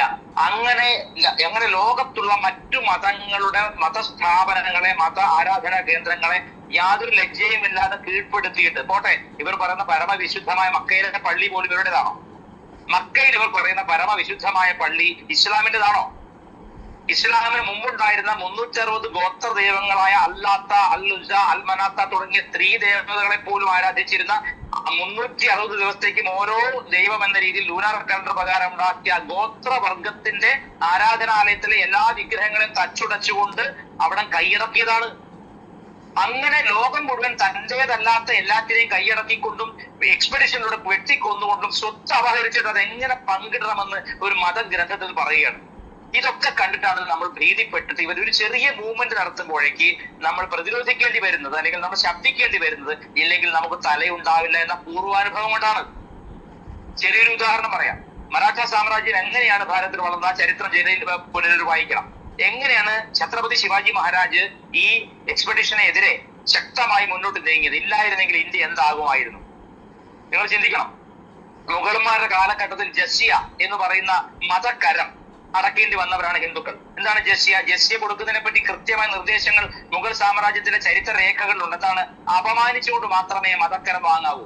എന്താണ് കാരണം? ഒരാൾ ഇസ്ലാമിക മുഗളന്മാരുടെ കീഴിൽ, ഒരു ഇസ്ലാമിക റൂളിന്റെ കീഴിൽ ഒരാൾ ഹിന്ദു മതമോ മറ്റൊരു മതമോ പ്രാക്ടീസ് ചെയ്യണമെങ്കിൽ അതിന് അയാൾ ഒരു പിഴ അടയ്ക്കണം. അതാണ് ജസിയ എന്ന് പറയുന്ന ടാക്സ്. ആ ടാക്സ് അടയ്ക്കാൻ വേണ്ടി ഒരാൾ വരുമ്പോൾ അവന്റെ പെരടിക്കാർക്ക്, അതായത് കഴുത്തിന്റെ പുറകിൽ അടിച്ചുകൊണ്ടാണ് ടാക്സ് വാങ്ങിയിരുന്ന ചരിത്രരേഖകൾ 100 കണക്കിന് തരാൻ എനിക്ക് സാധിക്കും. അപ്രകാരം മറ്റു മതങ്ങൾ പ്രാക്ടീസ് ചെയ്യുന്നതിനെ പരമപുച്ഛത്തോടെ കണ്ടുകൊണ്ടും മറ്റുള്ളവരൊന്നും ദൈവമല്ല. ഉദാഹരണം പറയട്ടെ, പള്ളികളിൽ 5 നേരം വിളിച്ചിരുന്ന നിസ്കാരത്തിന് വേണ്ടിയുള്ള ആ ബാങ്ക് എന്ന് പറയുന്ന കോൾ ഉണ്ടല്ലോ, ആ കോളിന്റെ അർത്ഥം എന്താണ്? ലാ ഇലാഹ ഇല്ലല്ലാഹ്, അല്ലാഹു അല്ലാതെ മറ്റൊരു ഇലാഹ്, മറ്റൊരു ദൈവം ഇല്ല. അതെന്തെല്ലാം പോക്കൃത്തരമാണ് പറയുന്നത്? അതെങ്ങനെ മതേതരത്വം നിരക്കുന്നതാണ്? അപ്പൊ ഗുരുവായൂരപ്പനും എന്റെ അയ്യപ്പനും അല്ലെങ്കിൽ ക്രിസ്ത്യാനികളുടെ കർത്താവ് ഒന്നും ദൈവമല്ല എന്ന് പറയുന്നത് തുല്യമല്ലേ അത്? അങ്ങനെ മറ്റേതെങ്കിലും ഒരു മതം ഇവിടെ വിളിച്ചു പറയുന്നുണ്ടോ? ഇവിടെ കൃഷ്ണനല്ലാതെ മറ്റൊരു ദൈവമില്ല ഞങ്ങൾ വിളിച്ചു പറയുന്നുണ്ടോ? അപ്പൊ അത്തരത്തിൽ പറയുന്ന മതങ്ങളെ വളരെ ശ്രദ്ധയോടെ കരുതലോടെ കണ്ടില്ലെങ്കിൽ നാളെ അവർ നമ്മുടെ മതസ്ഥാപനങ്ങൾക്ക് നേരെ അക്രമം അഴിച്ചുവിടുമെന്ന കാര്യത്തിൽ 100 കണക്കിന് തെളിവുണ്ട്. അമർനാഥിൽ 51 തവണയാണ് ഇസ്ലാമിക ഭീകരർ വെടിയുതിർത്ത് എത്രയോ തീർത്ഥാടകരെ കൊന്നത്. ശാന്തമായി അവരുടെ ശിവനെ കാണാൻ വേണ്ടി അമർനാഥിലേക്ക് പോകുന്ന ജനങ്ങളെ, ഇസ്ലാമിന് ഒരു തരത്തിലും തെറ്റ് സൃഷ്ടിക്കാത്ത പാവപ്പെട്ട തീർത്ഥാടകരെ എത്ര തവണയാണ് താലിബാനും മറ്റും വെടിവെച്ച് കൊന്നിട്ടുള്ളത്? എന്റെ ചോദ്യം, അത് എന്ത് പ്രകോപനത്തിന് പേരിലായിരുന്നു? ഒരു പ്രകോപനം വേണ്ട. ഇസ്ലാം അല്ലാതെ മറ്റൊരു മതം സുഖകരമായി സന്തോഷകരമായി ആരും അനുഷ്ഠിക്കരുത്. അതിനുവേണ്ടിയുള്ള പശ്ചാത്തലത്തെ ഒരുക്കാൻ വേണ്ടി നിങ്ങളെ പോലെയുള്ള സമാധാനവാദികളാണ് ഏറ്റവും വലിയ അക്രമികൾ. നിങ്ങൾ ചെയ്യുന്നത് നിങ്ങളുടെ ജോലി പന്ത് തട്ടിയിട്ട് കൊടുക്കുക മാത്രമാണ്. ഗോൾ അടിക്കുന്നത് എപ്പോഴും മുജാഹിദ് ബാലുശ്ശേരിയോ MM അക്ബറോ ആയിരിക്കില്ല. അവരെല്ലാം ഇസ്ലാം സമാധാനം പറഞ്ഞ് പഠിപ്പിക്കുകയുള്ളൂ. ഗോൾ അടിക്കുന്നത് ഇപ്പൊ ജിമ്മിൽ നടത്തുന്ന നവാസിനെ പോലുള്ളവരാണ്, അല്ലെങ്കിൽ പൊട്ടിത്തെറിക്കാൻ പോകുന്ന യാസീൻ ഭട്കലിനെ പോലുള്ളവരാണ്. നിങ്ങൾ ഗോൾ അടിക്കില്ല, നിങ്ങൾ വെട്ടാൻ പോവില്ല, നിങ്ങൾ എപ്പോഴും സമൂഹത്തിൽ വെള്ളം എടുത്ത് മാന്യമായി രാവിലെ നടന്ന് പള്ളിയിൽ പോകുന്നവരാണ്. അതുപോലെ നിങ്ങൾ നടന്ന് പള്ളിയിൽ പോകുമ്പോൾ നിങ്ങളെ ഒരു ഹിന്ദു ആക്രമിച്ചാൽ ഞാൻ അതിനെ എതിർക്കും. എന്റെ ചോദ്യം, ഭാരതത്തിലെ സമാധാനവാദികളായ മുസ്ലിം പണ്ഡിതർ എത്ര പേർ അമർനാഥ് തീർത്ഥാടനത്തിന് വേണ്ടി പോകുന്ന ഭക്തരെ കൊന്ന ഈ ഇസ്ലാമിക് ജിഹാദികൾക്കെതിരെ ശബ്ദമുയർത്തിയിട്ടുണ്ട്? ഒരാൾ പോലും പറഞ്ഞിട്ടില്ല. ഇവർ എന്താ ചെയ്യുന്നത്? ഇവരുടെ ഈ തക്കിയാർക്ക് മനസ്സിലാണെന്ന് ഇവർ വിചാരിച്ചുകൊണ്ടിരുന്നത്. നമ്മൾ മനസ്സിലാക്കണം, ഈസ് ദ ഖുർആൻ ഇൻഫാളിബിൾ എന്നൊരു പുസ്തകമുണ്ട്. വളരെ, അതായത് പിന്നെ ഒരു ഓസ്ട്രിയൻ പൗരൻ എഴുതിയതാണ്. അദ്ദേഹം ഇസ്ലാം ആയിരുന്നു, എക്സ് മുസ്ലിം ആണ്. ആ പുസ്തകത്തിൽ വായിച്ചു കഴിഞ്ഞാൽ നമുക്ക് മനസ്സിലായി എന്ത് തരത്തിലുള്ള ഒരു കുതന്ത്രമാണ് പ്രയോഗിക്കുന്നത്. ഞങ്ങൾ സമാധാനവാദികളാണെന്ന് പറഞ്ഞു പരത്തുന്ന ഒരു വിഭാഗം. അവരെപ്പോഴും എന്ത് നടന്നാലും പറഞ്ഞുകൊണ്ടിരിക്കും ഒറ്റപ്പെട്ട സംഭവമാണ്, അല്ലെങ്കിൽ നമ്മൾ പിണറായി വിജയൻ പറഞ്ഞത് എനക്കറിയില്ല എന്ന് പറഞ്ഞുകൊണ്ടിരിക്കും. മറ്റൊരു വിഭാഗം എന്ത് ചെയ്യും? ഈ പാസ് ചെയ്ത് കിട്ടുന്ന പന്ത് വെച്ച് ഗോളടിക്കും. ഞാൻ ചോദിക്കട്ടെ, ഹാഗിയ സോഫിയയിൽ എന്ത് അധികാരത്തിലാണ് പള്ളി കീഴടക്കിയത് ഈ 21-ാം നൂറ്റാണ്ടിൽ ചെയ്തത്? അങ്ങനെ ലോകം മുഴുവനുള്ള മറ്റു മതങ്ങളുടെ ബലികളെ ഇവർ നോക്കി വെച്ചിട്ടുണ്ട്. ഉദാഹരണം എന്താണെന്ന് വെച്ചാൽ, ശ്രീലങ്കയിൽ ഈസ്റ്റർ ആഘോഷിക്കുന്ന ക്രിസ്ത്യാനികളുടെ പള്ളിക്ക് പോയിട്ട് ഒരു ബാഗ് കൊണ്ട് പോയിട്ട് പൊട്ടിത്തെറിച്ചു. ഇസ്ലാമിൽ അള്ളാഹുവിന് വേണ്ടി മരിക്കുന്നതിനേക്കാൾ പുണ്യകരമായ മറ്റെന്തെങ്കിലും ഉണ്ടോ? അള്ളാഹുവിന് വേണ്ടി അള്ളാഹുവിന്റെ സമരമാർഗത്തിൽ സ്വയം മരിക്കുന്നതിനേക്കാൾ ചാവേറാവുന്നതിനേക്കാൾ വലിയ പുണ്യമില്ലെന്ന് എഴുതി വെച്ചിട്ട് ഇവിടെ വന്നിട്ട് ഞങ്ങൾ അങ്ങനെയൊന്നുമല്ല. ഈ 1400 കൊല്ലത്തിനിടയ്ക്ക് ഏറ്റവും യംഗസ്റ്റ് റിലിജൻ എന്ന് വിളിക്കാവുന്ന ഇസ്ലാം കാട്ടിക്കൂട്ടിയത്ര പോക്കൃത്തരം ലോകത്ത് മറ്റൊരു മതവും കാട്ടിക്കൂട്ടിയിട്ടില്ല. അതുകൊണ്ടായിരിക്കാം ഒരു പക്ഷേ പ്രിയപ്പെട്ട ആരിഫ് ഹുസൈൻ പേപ്പട്ടി മതം എന്ന് വിളിച്ചത്. റാബീസ് പരത്തിലാണിത്. എല്ലാ സ്ഥലത്തും എല്ലാവരും കടിക്കുക, ദംശിക്കുകയാണ്. വേറെ ഏതെങ്കിലും മതക്കാർ ഇങ്ങനെ 5 തരം വിളിച്ചു പറയുന്നത് ഞങ്ങളുടെ മതമല്ലാതെ വേറെ സത്യമില്ല, ഞങ്ങളുടെ ദൈവമല്ലാതെ വേറെ ദൈവമില്ല എന്നൊക്കെ പറയുന്നത് 1-ാം തരം വർഗീയതയല്ലേ? അത് കേട്ടുകൊണ്ടിരിക്കണം മറ്റുള്ളവർ വിധിക്കപ്പെട്ടിരിക്കുകയാണ്. ഓരോ 1/2 കിലോമീറ്ററിലും ഓരോ പള്ളികളാണ്, ഓരോ 500 മീറ്ററിലും ഓരോ വലിയ പള്ളികളാണ്. ഒരു 1/2 സെക്കൻഡ് വ്യത്യാസത്തിൽ ഓരോ പള്ളിയും ബാങ്ക് കൊടുത്താൽ ഇന്ത്യ മുഴുവൻ ബാങ്ക് നിറഞ്ഞിരിക്കുന്നുള്ളതുകൊണ്ടാണ് ഞാൻ പറഞ്ഞത് സർക്കാർ ചെയ്യേണ്ടത് മതേതരത്വമാണ്, സെക്യുലറിസമാണ് സർക്കാരുകളുടെ ലക്ഷ്യമെങ്കിൽ കേരളം മാത്രമല്ല എല്ലാ സംസ്ഥാനങ്ങളും ചെയ്യേണ്ട അടിയന്തരമായ നടപടി ഇങ്ങനെ ഉറക്കെ വിളിച്ചു പറയാതിരിക്കുക. നിങ്ങൾക്ക് ഇപ്പൊ ഈ കാലത്ത് ഈ ഖുറാൻ വായിക്കാനുള്ള ആപ്പ് ഉണ്ടല്ലേ, ഖുറാൻ വായിക്കാനുള്ള ആപ്പ് എന്റെ കയ്യിൽ ഖുറാന്റെ ആപ്പ് ഉണ്ട്. കാരണം ഇത് ഇടയ്ക്കിടയ്ക്ക് നിങ്ങൾ എന്താണ് പറയുന്നത് പഠിക്കണമെങ്കിൽ വേണമല്ലോ. ഖുറാന്റെ ആപ്പ് ഉണ്ട്, ബൈബിളിന്റെ ആപ്പ് ഉണ്ട്, ഭഗവത്ഗീതയ്ക്ക് ആപ്പ് ഉണ്ട്. എന്തിനാണ് വിളിച്ചു പറയുന്നത്? ഇതുപോലെ ആപ്പ് ഉണ്ടാക്കിയ പോലെ നിങ്ങൾ അലാം അടിക്കില്ലേ നിങ്ങൾക്ക് നിസ്കരിക്കുന്ന സമയത്ത്? പണ്ട് കാലത്ത് ഞാൻ ജബ്ബാർ ഭാഷയൊക്കെ പറഞ്ഞു കേട്ടിട്ടുണ്ട്. പണ്ട് കാലത്ത് ഈ മൈക്കും സംവിധാനം ഇല്ലാത്ത കാലത്ത് അതൊക്കെ ജൂതം കണ്ടുപിടിക്കുന്നതിന് മുമ്പ്, ജൂതനാണല്ലോ കൊല്ലേണ്ടത്, അപ്പൊ അതൊക്കെ ജൂതം കണ്ടുപിടിക്കുന്നതിന് മുമ്പ് നിങ്ങൾ ചെവിയിൽ ഇങ്ങനെ വിരൽ രണ്ട് പൊത്തിയിട്ട് അങ്ങോട്ടൊരു വാങ്ക് ഇങ്ങോട്ടൊരു വാങ്ക് മേലേക്കൊരു വാങ്ക് എന്ന് കൊടുത്തിരുന്നു ദൂരെ കേൾക്കാൻ വേണ്ടിയിട്ട്. ഇപ്പൊ മൈക്രോഫോൺ ഉണ്ട്. അതിന് മൈക്രോഫോണിന്റെ കാലം താണ്ടി ഇപ്പോൾ മൊബൈൽ ഫോണുണ്ട്, ആപ്പുകളുണ്ട്. വാച്ചിൽ ഇപ്പോൾ നിങ്ങൾക്ക് സമയം പിന്നെ സെറ്റ് ചെയ്യാൻ പറ്റും എപ്പോൾ നിസ്കരിക്കണമെന്ന്. ഇതൊക്കെ ഉള്ള കാലത്ത് എന്തിനാണ് ഈ വിളിച്ചിട്ട് മറ്റുള്ളവർ നിങ്ങളെ ദൈവം ദൈവമല്ല ഞങ്ങളുടെ ദൈവം എന്ന് പറയുന്നത്? അതിന് വലിയ തെമ്മാടിത്തിന് പേരെ കേട്ടോ. അപ്പൊ ഇതൊക്കെ പറയുന്ന സമുദായം ഇപ്പൊ 1400 കൊല്ലം കൊണ്ട് നിങ്ങളെ സ്റ്റോപ്പ് ചെയ്യേണ്ടത് സ്റ്റോപ്പ് ചെയ്ത റാണാ പ്രതാപനും അതുപോലെ തന്നെ പൃഥ്വിരാജ് ചൗഹാനും അതുപോലെ തന്നെ ഛത്രപതി ശിവാജി മഹാരാജിനെ പോലെ ശക്തരായ രാജാക്കന്മാരുള്ളതുകൊണ്ട് തന്നെയാണ് ഈ ഇസ്ലാം മതം അടഞ്ഞൊതുങ്ങി ഇന്ത്യയിൽ കഴിയുന്നത്. ഈ പ്രതിരോധം നമ്മൾ നിർത്തിയാൽ നമുക്കൊന്നും പറയാൻ തല കാണില്ല എന്നതാണ് ചരിത്ര സത്യം. അതുകൊണ്ട് സമാധാനവാദികളുടെ കാര്യം ഇവിടെ പറയേണ്ട. ഇസ്ലാമിന് സമാധാനം അറിയണമെങ്കിൽ അലി സീന മുഹമ്മദ് എന്ന് പറഞ്ഞ പുസ്തകം എഴുതിയിട്ടുണ്ട്. അതുപോലെ തന്നെ ഈസ്റ്റ് ഖുറാൻ ഇൻഫോളിബിൾ എന്ന പുസ്തകമുണ്ട്. കോട്ട് അതൊന്നും വേണ്ട. ബംഗ്ലാദേശിൽ ഓടിപ്പോയ 2 പ്രൊഫസർമാർ കൊൽക്കത്ത കോടതി കൊടുത്ത കേസാണ് കൽക്കത്ത ഖുറാൻ പെറ്റീഷൻ. ഈ കൽക്കത്ത ഖുറാൻ പെറ്റീഷൻ ഇപ്പോൾ PDF അവൈലബിൾ ആണ്. നിങ്ങൾ ബംഗ്ലാദേശിൽ എന്തുകൊണ്ടാണ് ഹിന്ദുക്കൾ പിന്നെ വെട്ടിയും തല്ലിയും ഓടിക്കപ്പെട്ടത്? ഈ കഴിഞ്ഞ ദിവസങ്ങളിൽ ഈ തെരഞ്ഞെടുപ്പിന് മുമ്പ് വരെ ബംഗ്ലാദേശിൽ എത്ര ഹിന്ദുക്കളെയാണ് അടിച്ചു കൊല്ലുന്ന വീഡിയോകൾ പുറത്തു വന്നത്? ഇവിടെ ഏതെങ്കിലും ഇസ്ലാമിൽ പണ്ഡിതൻ പറഞ്ഞു ശരിയെന്ന് പറഞ്ഞു? നിങ്ങൾ മജോറിറ്റി ആവുന്ന സ്ഥലത്ത് മറ്റുള്ളവർ മതക്കരമടയ്ക്കണം ഇല്ലെങ്കിൽ കൊല്ലപ്പെടണം. നമുക്ക് ഇസ്ലാം തന്നിരിക്കുന്ന 2 ഓപ്ഷനാണ്. ഒന്നല്ലെങ്കിൽ നിങ്ങൾ ഇസ്ലാമിന് കീഴ്പ്പെടുക, അല്ലെങ്കിൽ മരണം വരിക്കുക. ഞാൻ 3ാമത്തെ ഓപ്ഷൻ പറയുന്നു. ഛത്രപതി ശിവാജി മഹാരാജ് പറഞ്ഞ ഓപ്ഷൻ തിരിച്ചടിക്കുക, തിരിച്ചിട്ട് നിന്ന് ചോദ്യം ചെയ്യുക, ഇവരെ വെളിച്ചത്ത് കൊണ്ടുവരിക എന്നുള്ള 3ാമത്തെ ഓപ്ഷനാണ് ഹിന്ദുക്കൾ കൈക്കൊള്ളണമെന്നാണ് എന്റെ അഭിപ്രായം. ഓക്കെ, ജാമിദ് ടീച്ചർ നേരത്തെ പൂർത്തിയാക്കാൻ പറ്റാത്തത് പൂർത്തിയാക്കാം. മറ്റൊരു കാര്യം നോക്കൂ, ഈ പൗരോഹിത്യത്തിന്റെ കുറ്റകരമായ മൗനം, കുറ്റകരം മാത്രം മനഃപൂർവ്വമായിട്ടുള്ള മൗനം തന്നെയല്ലേ ഇതിനൊക്കെ വളം വെച്ചു കൊടുക്കുന്നത്? ഒന്നാമത്തെ കാര്യം, നമ്മുടെ ജലീൽ സാഹിബ് ഇപ്പോഴും പാകിസ്ഥാനിൽ നിന്ന് തിരിച്ചു വന്നിട്ടില്ല. അദ്ദേഹത്തിന്റെ ആദ്യത്തെ ഒരു പരാമർശം കണ്ടില്ലേ, ഞാൻ ഒറ്റയ്ക്കേ ഉള്ളെന്ന്. നമ്മളാരും ചർച്ചയ്ക്ക് വിളിക്കാത്തത് കൊണ്ടല്ല സാഹിബെ, ഞങ്ങളൊക്കെയാണ് ചർച്ചയ്ക്ക് ഉള്ളതെന്ന് പറഞ്ഞാല് എതിരെയുള്ള ആരും വരുന്നില്ല. ഇപ്പൊ താങ്കൾ തന്നെ വന്നുപോയി കുടുങ്ങിയില്ലേ? 3:30 സാഹിബെ കേരളത്തിന്റെ സമയം അനുസരിച്ച് പ്രഭാത നമസ്കാരം? താങ്കൾ 3:30 നിസ്കരിക്കുന്നത്? 3:30 ഏത് കേരളത്തിലെ പള്ളിയിലാ ബാങ്ക്? എന്താണ് ജിഹാദിന്റെ അർത്ഥം? ഇനിയും താങ്കളെ നോക്കിയാണോ ഇസ്ലാം എന്താണ് എന്ന് നമ്പ്യാര് പഠിക്കേണ്ടത്? തറക്തു ഫീക്കും അംറൈൻ ലൻ തളില്ലു മാ തമസ്സക്തും ബിഹിമാ കിതാബില്ലാഹി വസുന്നത്തി റസൂലില്ലാഹ്. ഇതിനകത്ത് ജലീൽ സാഹിബിന്റെ ചര്യയില്ല. കേരളത്തിലെ ഏതെങ്കിലും ഒരു മുസ്ലിമിനെ നോക്കിയിട്ടല്ല ഇസ്ലാമിനെ കുറിച്ച് പഠിക്കേണ്ടത്, ഇസ്ലാമിക ഗ്രന്ഥങ്ങളിൽ നോക്കിയിട്ടാണ്. അതുകൊണ്ടാണ് ഖുർആൻ പറഞ്ഞത്, നിങ്ങൾ എന്തെങ്കിലും ഒരു നിങ്ങൾ എന്തെങ്കിലും ഒരു കാര്യത്തിൽ നിങ്ങൾ അഭിപ്രായ വ്യത്യാസമുള്ളവരാണെങ്കിൽ അള്ളാഹുവിലേക്കും റസൂലിലേക്കും മടങ്ങണമെന്ന. പിന്നെ താങ്കൾ ബലി പെരുന്നാളിനെ ത്യാഗമായിട്ട് കൂട്ടി കെട്ടിയിട്ട് നരേന്ദ്രമോദിയെ കൂടി പറയിപ്പിക്കരുത് പ്ലീസ്. കാരണം ഒരു മാനസിക രോഗിയായിട്ടുള്ള ഒരു മനുഷ്യൻ കണ്ട സ്വപ്നത്തിന്റെ അനന്തര ഫലമാണ് ബലി പെരുന്നാൾ. ജലീൽ സാഹിബ് ഒരു സ്വപ്നം കാണുന്നു, മകന്റെ തലയറുത്താൽ സ്വർഗം തരാം, അള്ളാഹു സംപ്രീതനാകുമെന്ന്. എന്നെ സംബന്ധിച്ചിടത്തോളം സാഹിബെ, എന്റെ കുഞ്ഞിന്റെ നഖമൊന്ന് കയറ്റി വെട്ടിയാൽ 14 സ്വർഗം തരാമെന്ന് പറഞ്ഞാലും ആ പടച്ചോനെ ഞാൻ കല്ലെറിഞ്ഞ് ഓടിക്കത്തേ ഉള്ളൂ, ഞാനത് ചെയ്യില്ല. അതുകൊണ്ട് ത്യാഗമെന്നൊന്നും പറയരുത്. പിന്നെ ഈ തെറി പറയുന്നവരെ താങ്കൾ അപലപിച്ചല്ലോ, സന്തോഷം. ഞങ്ങളുടെയൊക്കെ കമന്റ് ബോക്സ് വന്നൊന്ന് നോക്ക്, എമ്മാതിരി തെറികൾ. ഇപ്പോൾ മുസ്ലിം പുരോഹിതന്മാരാണ് ഈ തെറിവിളികളെ ന്യായീകരിച്ചുകൊണ്ട് രംഗത്ത് വന്നിട്ടുള്ളത്. നമ്മുടെ ഹുസൈൻ സലഫി എന്താ പറഞ്ഞെന്നറിയാമോ? യുദ്ധവുമായിട്ട് ബന്ധപ്പെട്ട് ഒരു സന്ധി സംഭാഷണത്തിന് പ്രവാചകനും അബൂബക്കറും വന്നിരിക്കുമ്പോൾ എതിരാളിയെ പ്രകോപിപ്പിക്കുന്നതിനു വേണ്ടി അബൂബക്കർ പറഞ്ഞത് ലാത്തയുടെ ജനനേന്ദ്രിയം നീ പോയി നോക്കിക്കോളൂ എന്നാണെന്ന്. എന്നിട്ട് ഹുസൈൻ സലഫി പറയാണ്, പ്രകോപനമുണ്ടാകുന്നത് കൊണ്ടാണ് ഇസ്ലാം മതവിശ്വാസികൾ ആ രൂപത്തിൽ പ്രതികരിച്ചു പോകുന്നത് എന്നാ പറഞ്ഞത്. പിന്നെ പ്രവാചകന്റെ ത്യാഗവും കാരുണ്യവും ഹംസയുടെ കരളും ഹിന്ദിന്റെ ത്യാഗവും ഒക്കെ പറഞ്ഞിട്ടുണ്ടല്ലോ. ഉമ്മ കിർഫ എന്ന ഒരു സ്ത്രീയെ കുറിച്ച് താങ്കൾ കേട്ടിട്ടുണ്ടോ? 2 ഒട്ടകത്തെ എതിരെ നിർത്തിയിട്ട് ഒരു കൈയും കാലും ഒരു ഒട്ടകത്തിന്റെ കാലിലും ഒരു കൈയും കാലും മറ്റൊരൊട്ടകത്തിന്റെ കാലിലും കെട്ടിയിട്ട് എതിരെ ഒട്ടകത്തെ ഓടിച്ചൊരു സ്ത്രീയെ 2ആയി വലിച്ചു കീറിയ പ്രവാചകന്റെ ത്യാഗമൊന്നും ആളുകൾ അറിയാൻ ഇടവെക്കരുത്. താങ്കളെ പോലെയുള്ള അല്പജ്ഞാനികൾ വന്നിട്ട് താങ്കൾ സുബഹിയുടെ നമസ്കാരത്തിന്റെ സമയവും അതുപോലെ ഇസ്ലാമിന്റെ പ്രമാണങ്ങൾ എന്താണെന്നും പ്രവാചകന്റെ ത്യാഗം എന്താണെന്നും ജിഹാദ് എന്താണെന്നും ഒക്കെ പഠിച്ചിട്ട് വേണം വന്നിരുന്ന് സംസാരിക്കാൻ. താങ്കൾ അബു അഫാഖ് എന്നൊരു 104 വയസ്സുകാരനായിട്ടുള്ള കവിയെ കുറിച്ച് കേട്ടിട്ടുണ്ടോ? പ്രവാചകനെ എതിർത്തുകൊണ്ട് കവിത എഴുതിയതിന്റെ പേരിൽ ആ മനുഷ്യന്റെ ഉടലും തലയും വേർപെടുത്തിയ പ്രവാചകന്റെ ചരിത്രം പറയിപ്പിക്കരുതേ. അസ്മാ ബിൻത് മർവാൻ എന്ന് പറയുന്ന 4 കുഞ്ഞുങ്ങളുടെ അമ്മ മുല കുടിച്ചുകൊണ്ടിരിക്കുന്ന കുഞ്ഞിനെ മാറത്ത് നിന്നും വലിച്ചു കീറി വലിച്ചെറിഞ്ഞ് ആ സ്ത്രീയുടെ മാറത്തേക്ക് കഠാര കുത്തിയിറക്കിയ പ്രവാചകന്റെ ത്യാഗവും കാരുണ്യവും ഒന്നും പറയിപ്പിക്കല്ലേ സാഹിബേ. ഇപ്പോ മൂർത്തി പറഞ്ഞതുപോലെ എന്ത് തെമ്മാടിത്തരവും ചെയ്തിട്ട് തൂബു ഇലല്ലാഹി തൗബത്തൻ നസൂഹ, നിങ്ങൾ നിഷ്കളങ്കമായിട്ട് അള്ളാഹുവിനോട് പശ്ചാത്തപിച്ചാൽ മതി എന്ന് പറയുന്ന ഈ മതം, ഇതിനെ പേപ്പട്ടി മതം എന്ന് പറഞ്ഞപ്പോൾ താങ്കൾക്ക് കയറി കൊള്ളാൻ എന്തിരിക്കുന്നു? ഇത് സമാധാനത്തിന്റെ സന്ദേശമാണ് എന്ന് തെളിയിക്കാൻ താങ്കൾ ഖുർആനിൽ നിന്നും ഹദീസുകളിൽ നിന്നും വാചകങ്ങൾ അടർത്തിയെടുത്ത് ഉരുവിടണം ഇതുപോലെ. ഇനി പ്രവാചകൻ പഠിപ്പിച്ചിട്ടില്ല ജിമ്മ്, പ്രവാചകൻ പഠിപ്പിച്ചതുപോലെയാണോ താങ്കളെല്ലാം പ്രവർത്തിക്കുന്നതാണോ?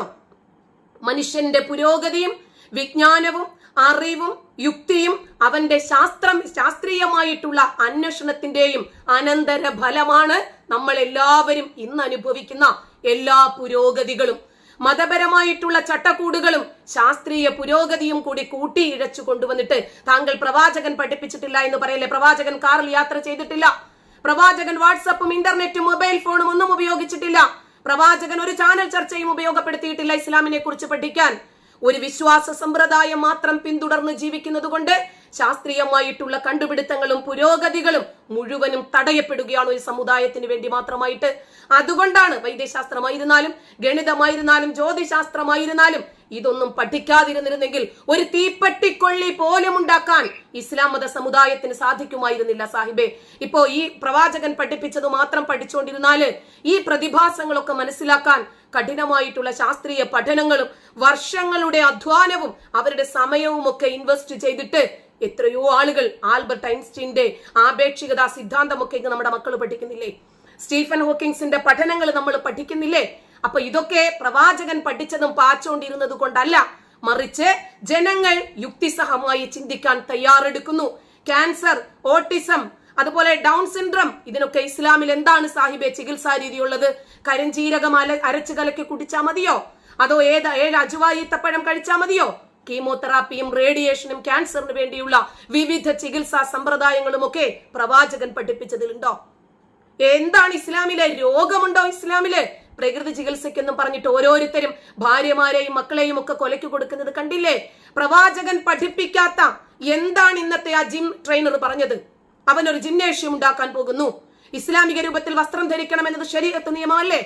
സംഗീതം കേൾക്കാൻ പാടില്ല എന്നത് ഇസ്ലാമിക ശരീഅത്ത് നിയമമല്ലേ? ആണും പെണ്ണും ഇടകലരാൻ പാടില്ല എന്നത് ഇസ്ലാമിക ശരീഅത്ത് നിയമമല്ലേ? അപ്പോ ലോകത്തെ എല്ലാ സംസ്കാരങ്ങളും സമൂഹങ്ങളും മാനവരാശിയുടെ വളർച്ചയിൽ പങ്കുവഹിക്കുമ്പോൾ തീപ്പെട്ടിക്കൊള്ളി മുതൽ ആധുനിക സാങ്കേതിക വിദ്യ വരെ കണ്ടുപിടിച്ചത് പല കാലഘട്ടങ്ങളുടെയും പല സംസ്കാരങ്ങളിലെയും ആളുകളാണ്. ഇതൊന്നും ഇസ്ലാം മതവിശ്വാസികളല്ല. ശാസ്ത്രം എന്ന് പറയുന്നത് സാർവത്രികമാണ്, അതിനകത്ത് മതമില്ല. വ്യക്തിപരമായിട്ടുള്ള അജണ്ടയ്ക്കപ്പുറം മാനവരാശിയുടെ പൊതുവായിട്ടുള്ള സ്വത്താണ് എന്നെങ്കിലും താങ്കൾ ഒന്ന് മനസ്സിലാക്കുന്നത് നല്ലതാ. 3 നേരം മതം പുഴുങ്ങി തിന്നോണ്ടിരുന്നു കഴിഞ്ഞാൽ ഒരു ആധുനിക സാമൂഹിക ക്രമത്തിലെയും നമ്മൾ ഉൾക്കൊള്ളാൻ പറ്റില്ല. നമുക്കതിനകത്ത് ഇടകലർന്ന് ചിന്തിക്കാനോ പ്രവർത്തിക്കാനോ സാധിക്കില്ല. അതെങ്കിലും ദയവ് ചെയ്തൊന്ന് മനസ്സിലാക്കിയിട്ട് വരണം ഇതുപോലെയുള്ള ചർച്ചകൾക്കെങ്കിലും വരാൻ. ഓക്കെ. ശ്രീ ജലീൽ പുനലൂർ, താങ്കൾ ഈ വിമർശനങ്ങൾക്ക് മറുപടി പറയണം. ഇടവേളയ്ക്ക് ശേഷം ഞാൻ വരാം. എന്തെങ്കിലും വാസ്തവവിരുദ്ധമായിട്ടുള്ളതുണ്ടെങ്കിൽ താങ്കൾക്ക് ചൂണ്ടിക്കാണിക്കാം. ഇതൊന്നും ഒറ്റപ്പെട്ട സംഭവമല്ല. ശ്രീ ജലീൽ പുനലൂർ, 2047 ലക്ഷ്യമാക്കി കുതിക്കുകയാണല്ലോ ഇസ്ലാമിക രാജ്യമാക്കുമെന്ന ഒരു അജണ്ട മുൻനിർത്തിയുള്ള ആ പ്രയാണത്തിൽ ഇതിനെയെല്ലാം ഗൗരവത്തോടെ മാത്രമേ കാണാനാവൂ. ശ്രീ ജലീൽ പുനലൂർ, ആ പറഞ്ഞത് വാസ്തവ വിരുദ്ധമല്ലെന്ന് മാത്രമല്ല, കൃത്യമായ ആസൂത്രിതമായ അജണ്ടയാൽ നിർമ്മിതമായ ചില വാഗ്ധോരണികൾ മാത്രമാണ്. അതില് സ്വാമിജി എന്നൊക്കെ പറഞ്ഞാൽ നമ്മൾ ആദരിക്കുന്ന വ്യക്തിത്വങ്ങളാണ്. പക്ഷെ അദ്ദേഹം ഏതർത്ഥത്തിലാണ് ഇത്ര വലിയ അന്യമത വിദ്വേഷിയാകുന്നത് എന്ന് എനിക്ക് ബോധ്യമാകുന്നില്ല. അദ്ദേഹം പറയുന്നു, ഖുർആനിൽ പറയുന്നു, അന്യന്റെ സ്വത്ത് നിങ്ങൾ പിടിച്ചെടുത്ത് കൊണ്ടുവന്ന് നിങ്ങളുടെ സമ്പത്ത് വർദ്ധിപ്പിക്കണമെന്ന്. ഞാൻ ആശിച്ചു പോവുക, ഖുർആനിൽ അങ്ങനെ പറഞ്ഞിരുന്നെങ്കിൽ ഞങ്ങളൊക്കെ രക്ഷപ്പെട്ടു പോയനെന്ന്. ഗൾഫ് രാജ്യത്ത് ഏതോ കാലഘട്ടങ്ങളിൽ ജീവിക്കുമ്പോൾ ആരുടെയോ കയ്യിൽ നിന്ന് വാങ്ങിച്ചു പോയ 50 or 100 ദർഹം പോലും മടക്കി കൊടുക്കാൻ സാധിക്കാതെ വന്നതിന്റെ കുറ്റബോധം ഇന്ന് ഞങ്ങളുടെയൊക്കെ മനസ്സിലുണ്ട്. എന്താണെന്ന് ചോദിച്ചാൽ, മരിച്ച് മയ്യം മറമാടാൻ പോകുന്ന സമയത്ത് ഒരു നിസ്കാരമുണ്ട്, മയ്യത്ത് നിസ്കാരം. ഞങ്ങളോട് ആ ഇമാമ് ചോദിക്കും, ഈ മരിച്ചു കിടക്കുന്ന ആളിന് കടമുണ്ടോ എന്ന്. ഞാൻ അനിൽ നമ്പ്യാർജിക്ക് 100 രൂപ കടം തരാനുണ്ടെങ്കിൽ ഒന്നുകിൽ താങ്കൾ മരിച്ചു കഴിഞ്ഞാൽ താങ്കളുടെ മക്കൾ പൊരുത്തപ്പെട്ടല്ലാതെ എന്റെ മയ്യത്ത് ഇമാമ് നിസ്കരിക്കില്ല. സാമ്പത്തിക വിഷയങ്ങളിൽ ഇത്രത്തോളം കൃത്യത പുലർത്തിയ ഖുർആൻ, അന്യന്റെ ഹക്ക് തിന്നാൽ നാളെ ദൈവത്തിന്റെ മുമ്പിൽ നീ നികൃഷ്ടനായി ഉയർത്തെഴുന്നേൽക്കപ്പെടുമെന്ന് വിശാലാർത്ഥത്തിൽ പഠിപ്പിച്ച ഒരു ഗ്രന്ഥത്തെയും ഒരു പ്രവാചകനെയും സംബന്ധിച്ച് ഒരു ചാനലിൽ വന്നിരുന്ന് ഇങ്ങനെയൊക്കെ പറയാൻ നിങ്ങൾക്ക് സാധിക്കുന്നല്ലോ. നിങ്ങൾ കണ്ടു കാണും. എനിക്ക് പരിചിതയായ ഒരു പെൺകുട്ടിയുണ്ട് തിരുവനന്തപുരത്ത്. നാട്ടുകാരെ മുഴുവൻ ട്രസ്റ്റിന്റെ പേരിൽ തട്ടിപ്പ് നടത്തി പണവും സമാഹരിച്ചിട്ട് മതം വിട്ടിട്ട് ഇപ്പൊ കേരളത്തിന്റെ എവിടെയൊക്കെയോ നടക്കുന്നുണ്ട്. അങ്ങനെ കുറെ തട്ടിപ്പുകാർ മുസ്ലിം സമുദായത്തിന്റെ ഇടയിലുണ്ട്. അവർ ചെയ്യുന്ന പാപത്തിന്റെ ഭാരമൊന്നും ഏറ്റെടുക്കാൻ ഈ സമുദായത്തിന് ബാധ്യതയില്ല എന്ന് വിചാരിച്ച് ഞാൻ ആ സമുദായത്തിന്റെ വക്താവൊന്നുമല്ല. ആ സമുദായത്തിൽ ആവശ്യത്തിലധികം കള്ളന്മാരും ദുഷ്ടന്മാരും എല്ലാ മതത്തിലും ഉള്ളതുപോലെ തോന്നിയാസികളുമുണ്ട്. പാകിസ്ഥാന്റെ ചരിത്രം ഒന്ന് എന്റെ തലയെ കൊണ്ടുവെക്കട്ട. പാകിസ്ഥാനികൾ എന്തുണ്ടെന്നൊക്കെ ഞാൻ കണ്ടറിഞ്ഞതാ. പാകിസ്ഥാൻ എന്ന് പറയുന്നത് നമ്പ്യാരെ, ഇപ്പൊ അദ്ദേഹം പറഞ്ഞത് ആരെ കുറിച്ചാണെന്ന് അദ്ദേഹത്തെ കൊണ്ട് പറയിപ്പിക്കണം. അത് പറയാതെ താങ്കൾക്ക് ഇവിടുന്ന് പോകാൻ പറ്റില്ല. ആരാണ് തിരുവനന്തപുരത്ത് സാമ്പത്തിക തട്ടിപ്പ് നടത്തിയിട്ട് മതം വിട്ടിട്ട് പോയത്? ആരാ? താങ്കൾ ഇപ്പൊ ഇത് പറയണമെങ്കിൽ ഇത് ആരെ ഉദ്ദേശിച്ച പറയുന്നത്? ആരെ ഉദ്ദേശിച്ചിട്ടാണ് താങ്കൾ ഈ പറയുന്നത്? എനിക്കറിയാവുന്ന ഒരു പെൺകുട്ടി ഇപ്പൊ താങ്കൾ അറിയോ? ഞാൻ താങ്കളെന്തിനാ ചൂടാകുന്നത്? ഞാൻ താങ്കളെ അല്ല ഉദ്ദേശിച്ചേ. ഇപ്പൊ ശരിയായി. അപ്പോ ഇനി ഖുർആനിലെ അൽ അൻഫാൽ എന്നും പറഞ്ഞൊരു അധ്യായമുണ്ട്. സമയം കിട്ടുമ്പോഴേക്ക് ഒന്ന് വായിച്ചേക്കണേ. അതാണ് ഇത് അന്തസ്സുകേടാ. അല്ല, അൽ അൻഫാൽ എന്ന് പറഞ്ഞു ഖുർആനിലെ ഒരു അധ്യായമുണ്ട് സാഹിബെ, ഒന്ന് വായിക്കണേ. നിങ്ങൾ 3 പേരാ അപ്പുറത്തിരിക്കുന്നത്. ആങ്കറടക്കം 4 പേരാ. 4 പേരാ. പറയാൻ അനുവദിക്കേണ്ടത് സാമാന്യ മര്യാദയാ. നിങ്ങൾ പറഞ്ഞല്ലോ സുബൈ നിസ്കാരം എത്ര മണിക്കാന്ന് എനിക്ക് അറിഞ്ഞുകൂടുന്നു. 3:30 മുസ്ലിങ്ങൾക്ക് ഒരു നിസ്കാരമുണ്ട്. മതം വിട്ടുപോയ നിങ്ങൾക്കത് മനസ്സിലാകില്ല. തഹജ്ജുദ് നിസ്കാരം. താങ്കൾ പറഞ്ഞത് പ്രഭാത നമസ്കാരം എന്നാണ്. പ്രഭാത നമസ്കാരം എന്നാണ് പറഞ്ഞത്. പ്രഭാത നമസ്കാരം എന്നാണ് താങ്കൾ പറഞ്ഞത്. ആ പദം തെറ്റാണ്. നിങ്ങൾ പറഞ്ഞപ്പോ ഞാൻ ആ പദപ്രയോഗം തെറ്റാണ്. ഞാൻ കേട്ടില്ലേ? ഞാൻ ഏതോ ഒരു സ്ത്രീയെ കള്ളിന്ന് വിളിച്ചപ്പം നിങ്ങൾ എന്തിനാണെന്ന്, നിങ്ങൾ എന്തിനാ കയറി ചൂടാവുന്നത്? നിങ്ങൾ അവിടെ സൈലന്റ് കൂളായിട്ട് അവിടെ ഇരിക്കൂ. നിങ്ങൾ ആദരവ് അർഹിക്കുന്നവരാ. അതുകൊണ്ട് എന്തെങ്കിലും വന്നിരുന്ന് വക്കത്തം പറയരുത്. നിങ്ങൾ ഖുർആൻ പഠിച്ചു, നിങ്ങൾ കുറെ ഖുർആൻ ആയത്തുകൾ ഓതി. ഞാൻ പറഞ്ഞല്ലോ, ഞാൻ തഹജ്ജുദ് നിസ്കാരത്തെ കുറിച്ചാ പറഞ്ഞേ. അത് ഞാനൊന്ന് പറഞ്ഞു പോയി എന്നുള്ളതേ ഉള്ളു. പിന്നെ എന്റെ പൊന്നു ഗുരുസ്വാമി, താങ്കൾ ഹൈന്ദവതയുടെ എല്ലാ മഹനീയതയും ഇവിടെ പറയുന്നത് കേട്ടു. ഞാൻ ഇതൊക്കെ ഒരുപാട് കണ്ടതാ.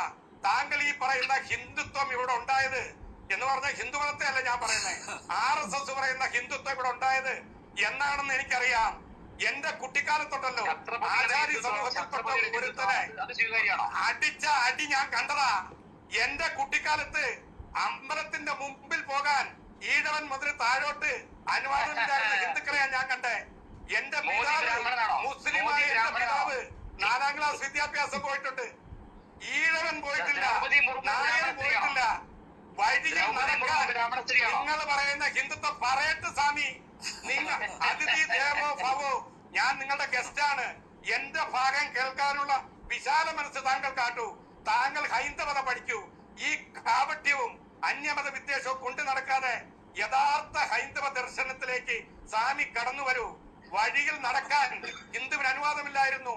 പൊതു കിണറിൽ നിന്ന് വെള്ളം കുടിക്കാൻ താങ്കൾ ഈ പറയുന്ന RSSന്റെ ഹിന്ദുമതത്തിന് അനുവാദമില്ലായിരുന്നു. ഗുരുവായൂർ ക്ഷേത്രത്തിൽ ഹിന്ദുക്കൾ എന്നാ കയറിയത് താങ്കൾക്ക് അറിയിക്കോ? വൈക്കം ക്ഷേത്രത്തിൽ അറിയോ? അതുകൊണ്ട് അതൊക്കെ എന്റെ പൊന്നു സ്വാമി, കൂൾ ഡൗൺ സ്വാമി.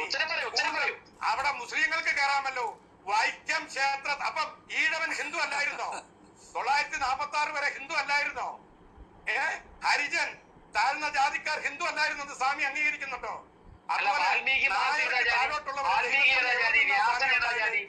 ദൈവത്തിന്റെ ബ്രഹ്മാവ് ഉണ്ടായത് എവിടുന്ന സ്വാമി? വാൽമീകി ഉണ്ടായിരുന്ന 1940 ഞാനൊന്ന് പറയുന്നത് വാൽമീകി മഹർഷിയും വ്യാസനും നമ്മുടെ ഇതിഹാസകാരന്മാര് രണ്ടുപേരും ഉണ്ടായത് സ്വാമി. പിന്നെ താങ്കൾ സമരസത്തിന്റെ വിഭജനത്തിൽ ചാപ്റ്റർ ഖുർആനിലുണ്ട്. അതൊന്ന് പറയാമോ? സമരസത്തിന്റെ വിഭജനം എന്ത് ഞാനൊന്ന് പറഞ്ഞോട്ട് സ്വാമി. ഇതാണോ നിങ്ങളുടെ ജനാധിപത്യം? താങ്കൾ പറഞ്ഞല്ലോ ബാങ്ക് വിളി അള്ളാഹു അക്ബർ എന്ന് വിളിക്കുന്നത്. അള്ളാഹുവിന്റെ അർത്ഥം താങ്കൾക്ക് അറിയുമോ? ദൈവം വലിയവനാണെന്ന്. താങ്കൾ ക്രിസ്ത്യാനി പറയുന്ന കർത്താവും ഞാൻ പറയുന്ന എല്ലാം ഒന്നാണ് സ്വാമി. എല്ലാം ദൈവം ഒന്നാണ്. നമ്മുടെ ചോര ഒന്നാണ്. നമ്മുടെ ഹൃദയത്തിന്റെ ഇടുപ്പ് ഒന്നാണ്. സ്വാമിയുടെയും താടി നരച്ചു, എന്റെയും നരച്ചു. അധിക കാലമില്ല. നമ്മളൊക്കെ പോകേണ്ടത് ഒരിടത്താണ്. ജലീൽ സാഹിബ് മതത്തിൽ നിന്നും പുറത്തുപോയി.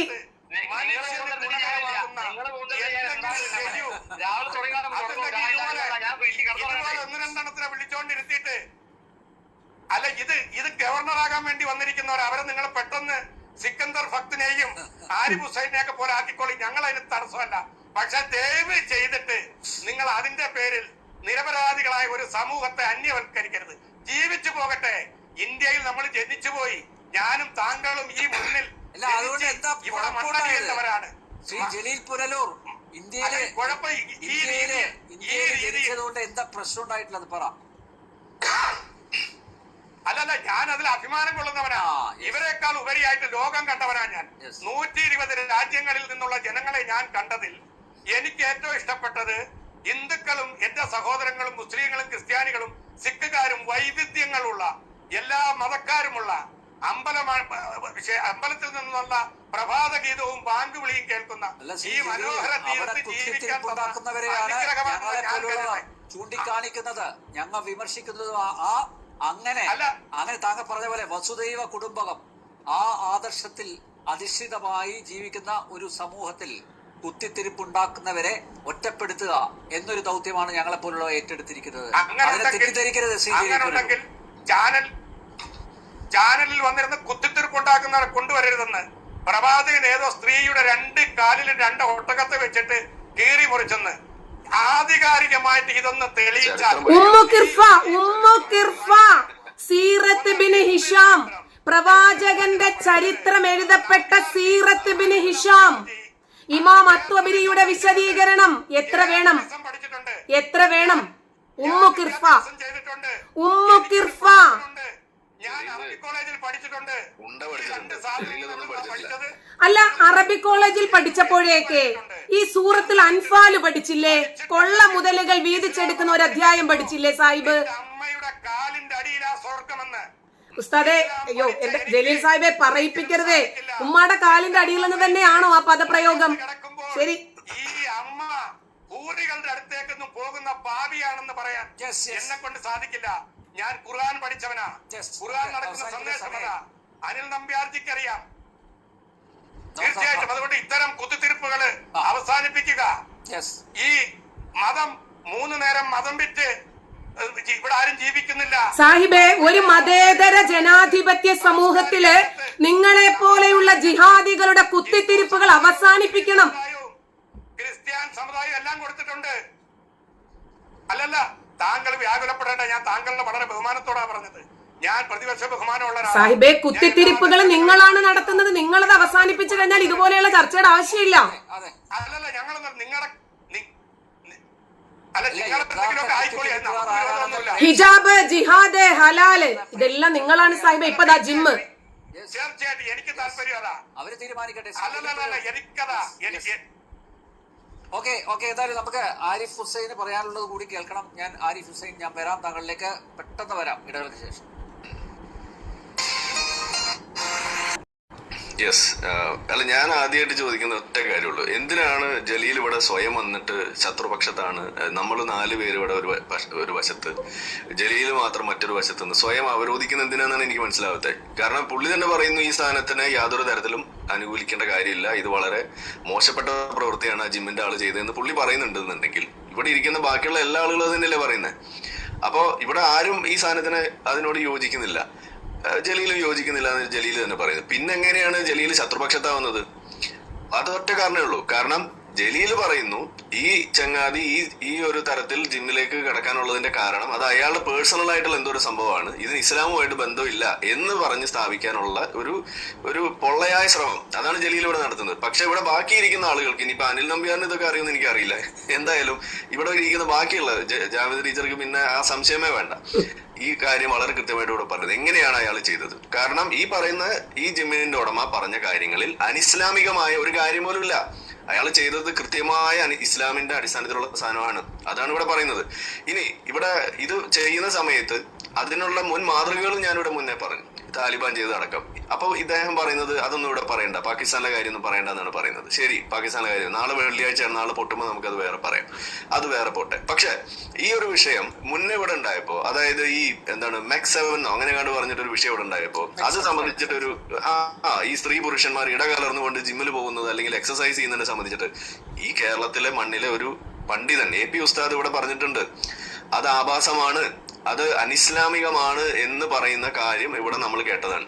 അപ്പൊ എന്റെ ഒന്നാമത്തെ ചോദ്യം എന്ന് പറയുന്നത്, ഇവിടെ ഇരുന്ന് ഈ പറയുന്ന ഇസ്ലാമിൽ ഇങ്ങനെയൊന്നുമില്ല, എന്റെ ഇസ്ലാം ഇങ്ങനെയല്ല എന്ന് പറഞ്ഞിട്ട് സാധാരണ ഇവിടുത്തെ ഒരു ശരാശരി ഒരു വിശ്വാസിയെ പോലെ പരിതപിക്കുന്ന ഈ ഒരു ജലീലിന് AP ഉസ്താദിനേക്കാൾ വിവരമുണ്ടോ ഇല്ല, ഇസ്ലാം ഈ പറയുന്ന AP ഉസ്താദിനേക്കാൾ കൂടുതൽ അറിയുമോ ഇല്ല, ഇതാണ് നമുക്ക് അറിയേണ്ടതുള്ളത്.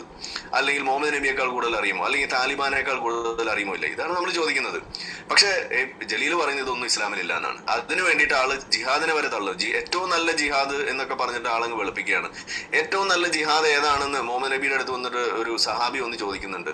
അയാൾക്ക് കൊടുക്കുന്ന ഉത്തരം എന്താണെന്നറിയോ? അംർ ബിൻ അബസ വന്നിട്ട് ചോദിക്കുകയാണ്, ഏതാണ് ഏറ്റവും മികച്ച ജിഹാദ്, O messenger of Allah, which jihad is the best one എന്ന് ചോദിക്കുമ്പോൾ അയാൾ പറയുന്നത്, മുഹമ്മദ് നബി പറഞ്ഞു കൊടുക്കുന്ന ഉത്തരം എന്താണ്? Whose blood is shed and his horse is wounded എന്നാണ് പറയുന്നത്. ഞാൻ ജലീലിനോട് ചോദിക്കുന്നത്, ആർക്കാണ് വെള്ളം കോരി കൊടുത്തിട്ട് ചോര വലിക്കുന്ന അവസ്ഥ, കുതിരയ്ക്ക് ഈ പറയുന്ന മുറിവുണ്ടാവുന്ന അവസ്ഥ, അത് ഏത് ജിഹാദായിരിക്കും? ഒന്ന് പറഞ്ഞുതരും. വെള്ളം കോരി കൊടുക്കുമ്പോഴാണോ ഇത് സംഭവിക്കുക? കഞ്ഞോളത്തിൽ ഉപ്പിട്ട് കൊടുക്കുന്ന ജിഹാദിലാണോ ഇത് സംഭവിക്കുക? അല്ല, ഇത് കാഫിറിനെതിരെ നടത്തുന്ന ജിഹാദിലാണ് ഇത് സംഭവിക്കുന്നത്. കൃത്യമായിട്ട് ഇസ്ലാമിൽ പഠിക്കുന്നു, ഈ പറയുന്ന ജിഹാദ് എന്ന് പറഞ്ഞു കഴിഞ്ഞാൽ അതിന്റെ ആത്യന്തികമായ ജിഹാദിന്റെ ലക്ഷ്യം എന്ന് പറയുന്നത് വാർ അഗെയിൻസ്റ്റ് ഇൻഫിഡൽസ്. ഇതാണ് പറയുന്നത്. ഇത് കൃത്യമായിട്ട് ഹദീസുകളിലും ഖുർആനിന്റെ തന്നെ സൂക്തങ്ങളിലുള്ള സാധനം. ഈ പറയുന്ന ജലീല് അറബി കോളേജിൽ പോയിട്ട് കൂർക്കം വലിച്ചിരുന്ന് ഉറങ്ങിയതൊന്നും പഠിക്കില്ല, ഇതാണ് പറയുന്നത്. പിന്നെ ഇവിടെ പറഞ്ഞു ഖുർആനിൽ എവിടെയാണ് ഈ വാർ ബൗണ്ടിയെ കുറിച്ച് അല്ലെങ്കിൽ ഈ സാധനത്തെ കുറിച്ച് പറയണെന്ന്? ഖുർആനിൽ ഒരു അധ്യായം തന്നെ അതിനെ കുറിച്ചല്ലേ സംസാരിക്കുന്നത്. സൂറത്തുൽ അൻഫാലിനെ കുറിച്ച് കേട്ടിട്ടുണ്ടോ? അതിലെ ഏറ്റവും പ്രധാനപ്പെട്ട ഭാഗം എന്താണ്? കൊള്ള മുതൽ എന്നാണ് അതിന് പറയുന്നത്. യുദ്ധ മുതൽ എന്നൊക്കെയാണ് അതിന് വിളിക്കുന്നത്. ഇസ്ലാമിൽ പറയും ആ സാധനത്തെ കുറിച്ച്. എന്തേ ജലീൽ ഉറങ്ങിപ്പോയതാണോ ഈ പറയുന്ന അറബി കോളേജിൽ ഇരിക്കുമ്പോൾ? 5-1 പടച്ചോനും ഈ പറയുന്ന ഈ ആളുകൾക്ക് വേണ്ടിയിട്ടാണ്, മുഹമ്മദ് നബിക്ക് വേണ്ടിയിട്ടാണ്, ബാക്കിയുള്ളത് നിങ്ങൾ പങ്കിട്ടെടുത്തോ എന്ന് പറയും. മുഹമ്മദ് നബിക്ക് കൊടുത്ത പ്രധാനപ്പെട്ട അനുഗ്രഹങ്ങൾ ഏത് എന്ന് വിവരിക്കുന്നിടത്ത് പ്രത്യേകമായിട്ട് പറയുന്നുണ്ട്. മുഹമ്മദ് നബിയുടെ ഏറ്റവും വലിയ അനുഗ്രഹം എന്താണ്? മുഹമ്മദ് നബിയുടെ വാളും ഈ പറയുന്ന കുന്തമനയാണെന്നാണ് പഠിപ്പിക്കുന്നത്. അല്ലാതെ കഞ്ഞുള്ളതിൽ ഉപ്പിട്ടിട്ട് ഇളക്കുന്ന സ്പൂണാണെന്നോ അല്ലെങ്കിൽ വെള്ളം കോരാനുള്ള കയറാണെന്നോ അല്ല പഠിപ്പിക്കുന്നത്. ഇതൊക്കെ എന്തിനാ ഉപയോഗിക്കുന്നത്? ഈ വാളും ഈ കുന്തമനൊക്കെ ആർക്ക് വേണ്ടിയിട്ട് എതിരെയാണ് ഉപയോഗിക്കുന്നത്? നിങ്ങൾ പറയാ, നിങ്ങൾ മദ്രസയിൽ ഇരുന്ന് ഉറങ്ങിയതിന് നമ്മൾ ഉത്തരവാദികളല്ല, നിങ്ങൾ ശരിക്കും പഠിക്കണം. അപ്പോൾ അവിടെ അത് വരുന്നു. അപ്പൊ AP ഉസ്താദ് അടക്കം താലിബാൻ അടക്കം ഇവിടെ ഇരിക്കുന്ന ആളുകൾ, ഇവിടെ സാധാരണ മുസ്ലിങ്ങളടക്കം ഇതിനെ പിന്തുണയ്ക്കുമ്പോൾ ഈ തരത്തിലുള്ള സാധനങ്ങൾ ഇവിടെ സമൂഹത്തിൽ പ്രശ്നം ഉണ്ടാക്കുമ്പോൾ നമ്മൾ അതിനെ വിളിക്കും പേപ്പട്ടി മതം. ഇനിയും ഞാൻ വിളിക്കും, അതങ്ങനെ തന്നെ വിളിക്കുള്ളൂ. എന്തുകൊണ്ട് വിളിക്കുന്നു എന്ന് ചോദിച്ചു കഴിഞ്ഞാൽ, ഇതേ ഇന്ത്യയിൽ ഈ പറയുന്നത് നിങ്ങൾ ഇവിടെ സനാതന ധർമ്മത്തെ, ഹിന്ദു മതത്തെ ഇവിടെ വലിയ തോതിൽ ഇവിടെ വലിയ സംഭവമായിട്ട് നിങ്ങൾ ഇവിടെ പറഞ്ഞു. ഈ പറയുന്ന നിങ്ങൾ വലിയ തോതിൽ ഒരു നല്ല സാധനമായിട്ട് കാണുന്ന ഈ സനാതന ധർമ്മത്തെ ഈ ഇന്ത്യയിൽ ഒരു സനാതന ധർമ്മം എന്ന് പറയുന്ന ഒരു വൈറൽ ഡിസീസാണ്, അത് ഡെങ്കു ആണ്, അത് കോവിഡ് ആണ് എന്ന് പറയുകയും അതിനെ ഇറാഡിക്കേറ്റ് ചെയ്യണം എന്ന് പറയുന്ന ഒരു സ്വാതന്ത്ര്യം, അതൊരു അഭിപ്രായ സ്വാതന്ത്ര്യമായിട്ട് ഇവിടെ ഇന്ത്യയിൽ നിലനിൽക്കുന്നു എന്നുണ്ടെങ്കിൽ, സമാനമായ രീതിയിൽ ഇസ്ലാം എന്ന് പറയുന്നത് മറ്റൊരു വൈറൽ ഡിസീസ് ആയിട്ടുള്ള റാബീസ് ആണ് എന്ന് പറയാനുള്ള അവകാശം എനിക്കുണ്ട്. അത് ഞാൻ പറയും. അതിന് കൃത്യമായ കാരണങ്ങൾ ഞാൻ ഇവിടെ നിരത്തുന്നുണ്ട്. അപ്പൊ ഒരു വശത്ത് സനാതന ധർമ്മം ഒരു വൈറൽ ഡിസീസാണ്, ഒരു രോഗമാണ്, ഡെങ്കു ആണ് എന്നൊക്കെ പറയാൻ നിങ്ങൾക്ക് പറ്റുന്നുണ്ടെങ്കിൽ, മറ്റൊരു വൈറൽ ഡിസീസായ ഈ പറയുന്ന റാബീസ് ആണെന്ന് പറയാനുള്ള അവകാശം എനിക്കുണ്ട്. അത് അങ്ങ് ആദ്യം മനസ്സിലാക്കുക. അത് ഞാനിവിടെ പറഞ്ഞിരിക്കും. അതാണ് ഇതിൽ പറയാനുള്ളത്. പിന്നെ ഇവിടെ ബാക്കി ചരിത്രത്തോടെ പറഞ്ഞു, കൊടൽമലയുടെ കഥയൊക്കെ. ഇതാണ് ഈ കാക്കമാരുടെ സ്ഥിരം പ്രശ്നം. ഈ ജലീലിനും ബാധിച്ചിരിക്കുന്ന പ്രശ്നം അതാണ്. അതായത് ഈ കഥയുടെ ഒക്കെ പകുതി പഠിച്ചുകൊണ്ടു.